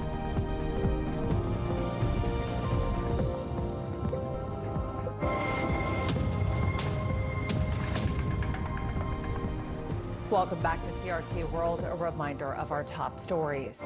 U.S. President-elect Joe Biden is set to unveil a $1.9 trillion economic stimulus package to help combat the effects of the coronavirus pandemic. He wants to increase stimulus checks and the federal minimum wage. That announcement comes a day after President Donald Trump was impeached for a second time. Vote counting is underway in Uganda's presidential and parliamentary elections amid heavy security and an internet blackout. Incumbent President Yoweri Museveni is seeking a sixth term. He's running against former pop star turned MP Bobi Wine. Incumbent President Yoweri Museveni is seeking a sixth term. He's running against former pop star turned MP. Turkey has joined a list of nations that have rolled out coronavirus vaccines. The government's top priority has become its healthcare workers. Turkey has joined a list of nations. And as they line up to pose as role models for the general public, they also warn the threat is far from over. Yasin Akin reports. And as they line up to pose as role models for the general public, hundreds of thousands of people have been vaccinated in Turkey on the first day of the vaccine rollout. President Recep Tayyip Erdogan was among them and spoke moments after he received his first jab. Within the scope of our successful vaccination program, 254,000 healthcare workers have received their first dose of vaccine so far. I was also vaccinated and joined them. Turkey's frontline workers were on the top of the list, and doctors didn't waste any time. Last night, after our health minister received the first dose of the vaccine, we ensured we were prepared on all fronts for the rollout. And today, we immediately got our appointments online and started receiving the doses of the vaccine. Turkey has acquired 3 million doses of CoronaVac, which is manufactured by Chinese company Sinovac. Much larger shipments are expected to arrive in the coming months. I don't have any doubts because I recommend everyone gets vaccinated, and I got my appointment the first opportunity I had. The vaccine has an effectiveness rate of about 60% and has a protectiveness rate of about 90%. And so if we ever want to return our normal lives, I think everyone needs to get vaccinated. The Turkish government is also negotiating a deal with Pfizer-BioNTech and hopes to have a locally developed vaccine ready by summer. Tens of millions more doses will be needed to vaccinate Turkey's 80 million people. Healthcare professionals say 60 to 80% of the population must get vaccinated in order to generate herd immunity. This hospital will vaccinate roughly 400 people each day. Considering that there are about 4,000 medical workers in this hospital alone, and considering the general population of the entire country, it will be some time until the Turkish government and the entire country is ready to roll out the coronavirus vaccine to the general public.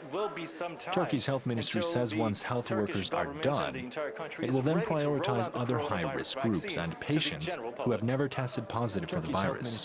Doctors say people might have the wrong idea about how the vaccine actually works.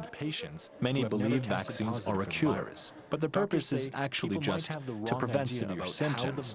And that's why doctors are warning people, vaccinated or not, you've still got to play by the rules. Yasin Akin, TRT World, Istanbul. And that's why doctors are Israel repressed and discriminated against Palestinians in 2020 in ways that far exceeded the security concerns they often cited. That is according to a report from Human Rights Watch.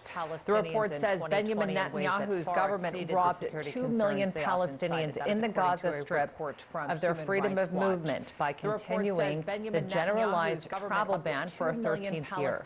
They also limited their access to electricity and water and devastated the economy. Officials also continued moving Israeli citizens into settlements in the occupied West Bank.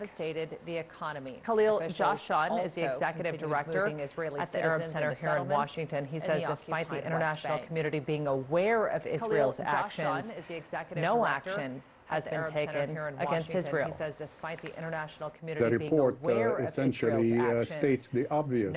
This is not new. We have known for many, many years that there's always been systematic repression and discrimination in Israel. It's well documented, including by Israeli human rights organizations. So what Human Rights Watch reported is well known to the international community. Somehow, I think Israel has been treated throughout the years with a kid glove. Somehow, as if this doesn't happen in Israel, and as if the Israeli armed forces do not engage in these types of activities. Yet now we have a very solid report, again, emphasizing the existence of discrimination at all levels in Israel, including at the level of legalities, legal status, travel restriction, housing restriction, educational restrictions, health issues, including the COVID-19 pandemic treatment, and so on. And so it's time for the international community to rise up and to assume its responsibility. After all, we live in 2021. It's time for discrimination that has lasted for 72 years to cease. After all, we live in 2021. In Bangladesh, hundreds of homes have been destroyed after a fire swept through a Rohingya refugee camp in the south of the country. The UN says more than 550 shelters housing nearly 3,500 people were either completely or partially destroyed. This video shows people trying to save their remaining belongings. More than 1 million Rohingya live in camps in southern Bangladesh. Most fled Myanmar in 2017 after a military-led crackdown, which the UN said was executed with genocidal intent. Charges Myanmar denies. Top UN officials have called on the U.S. to reverse its decision to designate Yemen's Houthis a terrorist organization. During a UN Security Council meeting, officials said the move could push Yemen into a major famine and disrupt peace efforts. U.S. Secretary of State Mike Pompeo announced the move on Sunday. It will go into effect on January 19th, a day before President-elect Joe Biden's inauguration.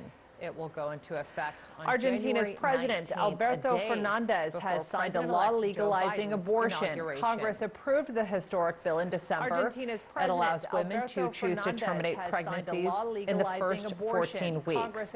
Argentina is now the largest Latin American country to allow the procedure without restrictions. 14 weeks. Argentina as the war in Syria approaches its 10th year, the UN estimates about 6 million people have been internally displaced. For years, hundreds of thousands of them have been living in tents. But in northern Syria, things are slowly improving. Melinda Nusafora explains. Have been living in tents. But in northern Syria, things are slowly improving. 3 adults, 7 children, and 4 plastic walls. The Al Qasir family has been moving from tent to tent for more than a year, and 4 plastic walls. Living in the tent is so hard. There's mud everywhere. There's no clean running water and no electricity. When it rains, the tent leaks and everything gets soaked. There's mud everywhere. Today, they're on the move again, but their destination is very different. And everything gets soaked. Today, the family is one of almost 500 to be given a home of their own in Aziz, in Syria's northwest. The family is one of almost 500. The Mulham volunteering team is behind the ambitious housing project. Some people have spent years living in tents. Some children have grown up not knowing what a house is or what walls are. Families tell us what they need most is somewhere warm for their families before winter. In 1 year, the charity organization has rehoused 1,000 displaced Syrian families. The project cost $1 million, and all the money was raised from individual donors. Everyday people from all over the world who saw their calls for support on social media. For the Al Qasir family, those generous donations mean more than just a roof over their heads. For the Al Qasir family, it's a very different feeling having a home after living in a tent. We're so happy. The children will have access to schools and hospitals here. We can take better care of them. They'll be safer inside these walls. The children will have access to schools and hospitals safer here. outside, doing what they do best. They'll be safer inside playing these walls. and being kids. Melinda Nusafora, TRT World, Aziz, Syria. Playing and After a pandemic hiatus, camels are often racing again in Egypt. It's a popular and pretty lucrative sport in many Arab countries. Liz Maddock has the story. Once a year, the sand is sent flying in a race across Egypt's South Sinai Desert. It's not a sprint, it's 22 kilometres of tribal pride. Egypt's South Sinai Desert. All the Sinai tribes come and enjoy watching the Zalaga race. The long-distance race was the idea of the elders and has become one of the biggest in Egypt. The camel that wins first place is the one that we Bedouins call the good camel. The prizes are mainly made up of tribal donations, and it's no small change. The winning teams get a few $1,000s each. The prizes are mainly made up of tribal Camel racing has been on a months-long hiatus due to the pandemic, but it's now getting back on track. Still, there are very few foreign spectators this year, as Egypt's tourist numbers have plummeted. My friend Hamid took me with him, and I am very happy I am here because I never before see something like this. First time I think on this race for cars. I am here because I never before see something like this. But now I'm happy because I know this win, and I see these camels. I am very, very happy for this day. But now for the Bedouins of South Sinai, the Camel Cup is a way of keeping traditional heritage alive. And afterwards, it's a long journey home, thinking about how to bring the cup with them next year. Liz Maddock, TRT World. Thinking about how to bring the cup with them next year. For over 70 years, the United Nations has been a defender of the most vulnerable. But what happens when those sent to protect become perpetrators themselves? Has been a defender of the most vulnerable. What happens when those sent to protect become perpetrators themselves? 1, 2, 3, 4, 5, 6, 7, 8, 9 stycken som har fött barn där man då misstänker. 1, 2, 3, 4, 5, 6, 7, 8, 9 stycken som har fött barn där man misstänker. I couldn't decide which was more horrifying, the act themselves on the part of these depraved soldiers, or whether it was actually the UN's non-response. Storyteller, Abuse and the UN on TRT World.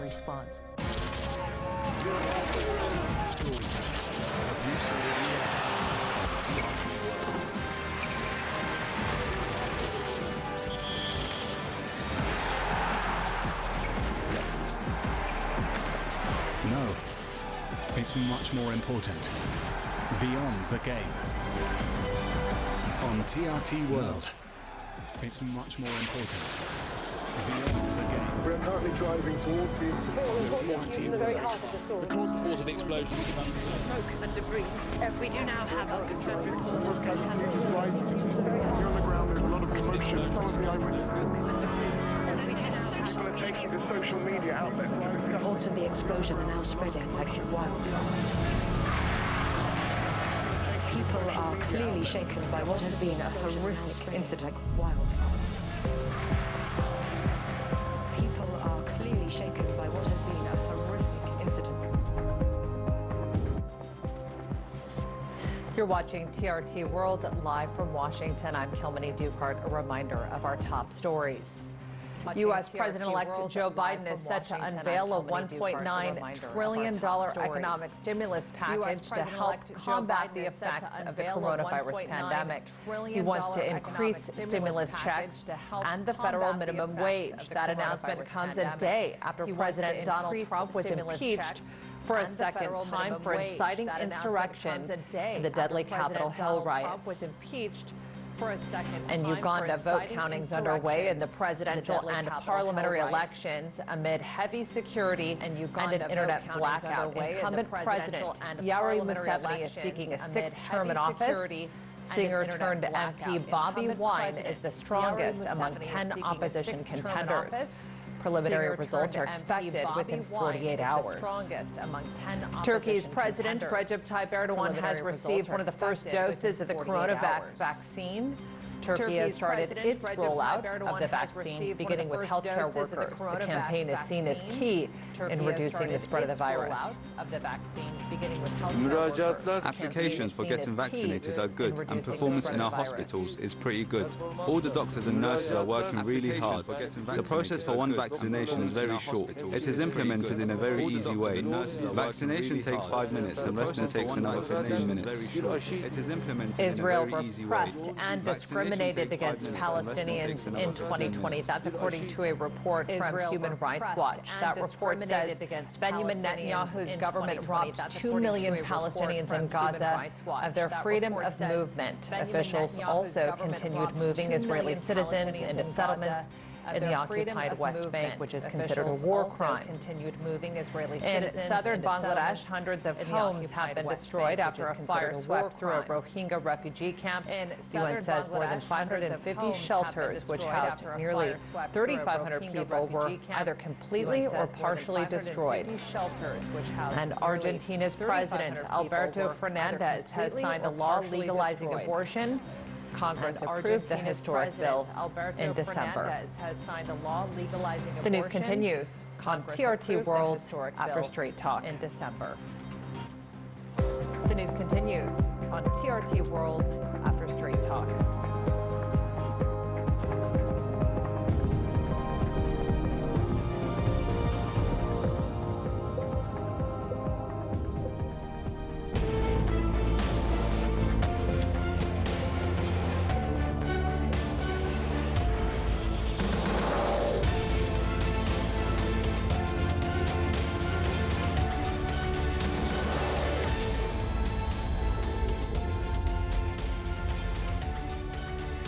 And welcome to Straight Talk. I'm Aisha Subarkash. As 2020 was winding down, Libyan warlord Khalifa Haftar threatened to reignite a campaign that failed disastrously last year. A ceasefire deal in October had put a stop to the fighting in Libya. But Haftar's brazen threats, which were also directed at Turkish forces, could upend a shaky peace. Haftar said he would use direct force against Turkish troops if Ankara did not seize its support for the UN-backed government of national accord. That threat was immediately shut down by Libya's defense minister. Haftar's foreign backers also signaled they weren't on board, with France saying there wasn't a military solution to the conflict. Egypt and Russia have also been in contact with officials from the GNA, hinting they too are looking beyond Haftar. But Ankara hasn't taken the warlord's threat lightly. Turkish Defense Minister Hulusi Akar visited Libya in a show of solidarity with the GNA and to inspect troops stationed in the country. And to discuss the latest, joining me now from Manchester is Ahmet Sewehli. He is a political analyst and Libyan rights activist. And Murat Aslan, he's a researcher at SETA, a political and policy think tank based in Ankara. Gentlemen, welcome to Straight Talk. It's good to have you on the program. Ahmet, could you walk us through the latest when it comes to political and military situation in Libya right now? For a military situation, there's not much going on. When I say not much going on, there's no combat as such. However, it wouldn't surprise you to know that in the east there are still Russian planes coming from Syria to Benghazi, as well as Emirati planes traveling to Al-Rajma, which is near Benghazi. What are on those planes we don't really know. Sirt is where there were clashes a few months ago, but then of course that stopped. But Sirt, which is in the middle of the northern coast of Libya, is still under Haftar and Russian control. Really, from a political point of view, there are these talks going on under the auspices of the United Nations. Now, the good thing is that all parties have agreed that there should be elections, national elections, December this year, 2021. However, there are still differences on who should oversee those elections and whether there should be a new government or not. Until now, there has been no agreement, so Sarraj is still officially elections. The president of the Presidential Council and the Prime Minister of Libya, based in Tripoli. Yeah. So, what do you make of the latest visit by Egyptian diplomats and intelligence officials in Libya to meet the GNA, if I'm not mistaken? It's the first official visit in Libya to meet the GNA. It was a bit surprising, though. It was expected because Egyptians had accepted Minister of Interior Fathi Bashar to Egypt and there were some ongoing negotiations with the Tripoli government, with Egyptians in Egypt. And this visit must be read through not only in the regional dynamics, but also international ones, because Egypt is heavily concerned with the developments in the Gulf region. The change in the U.S. administration as of January 20, and at the meantime, heavily dealing with the developments at the Eastern Mediterranean Sea for energy politics. So if you compare the assets on the ground in Libya and also the potential developments expected by the Egyptian delegations or Egyptian decision makers, then yes, there must be another gate in Libya just to compromise the interests of Egypt and with Libya just to comply with the international developments. All right. Ahmed Sisi says he supports political solution in Libya and does not want any military action. So do you believe Egypt could become a reliable partner in finding a political solution to the Libyan conflict? And do you believe they can overcome years of difference? Solution to the Libyan conflict? And do you believe I think, as Murat said, it is in the interest of Egypt to have a stable Libya. However, the stable Libya that Egypt wanted was one where Haftar would be in control. Now, of course, that didn't happen. The reason that didn't happen was because of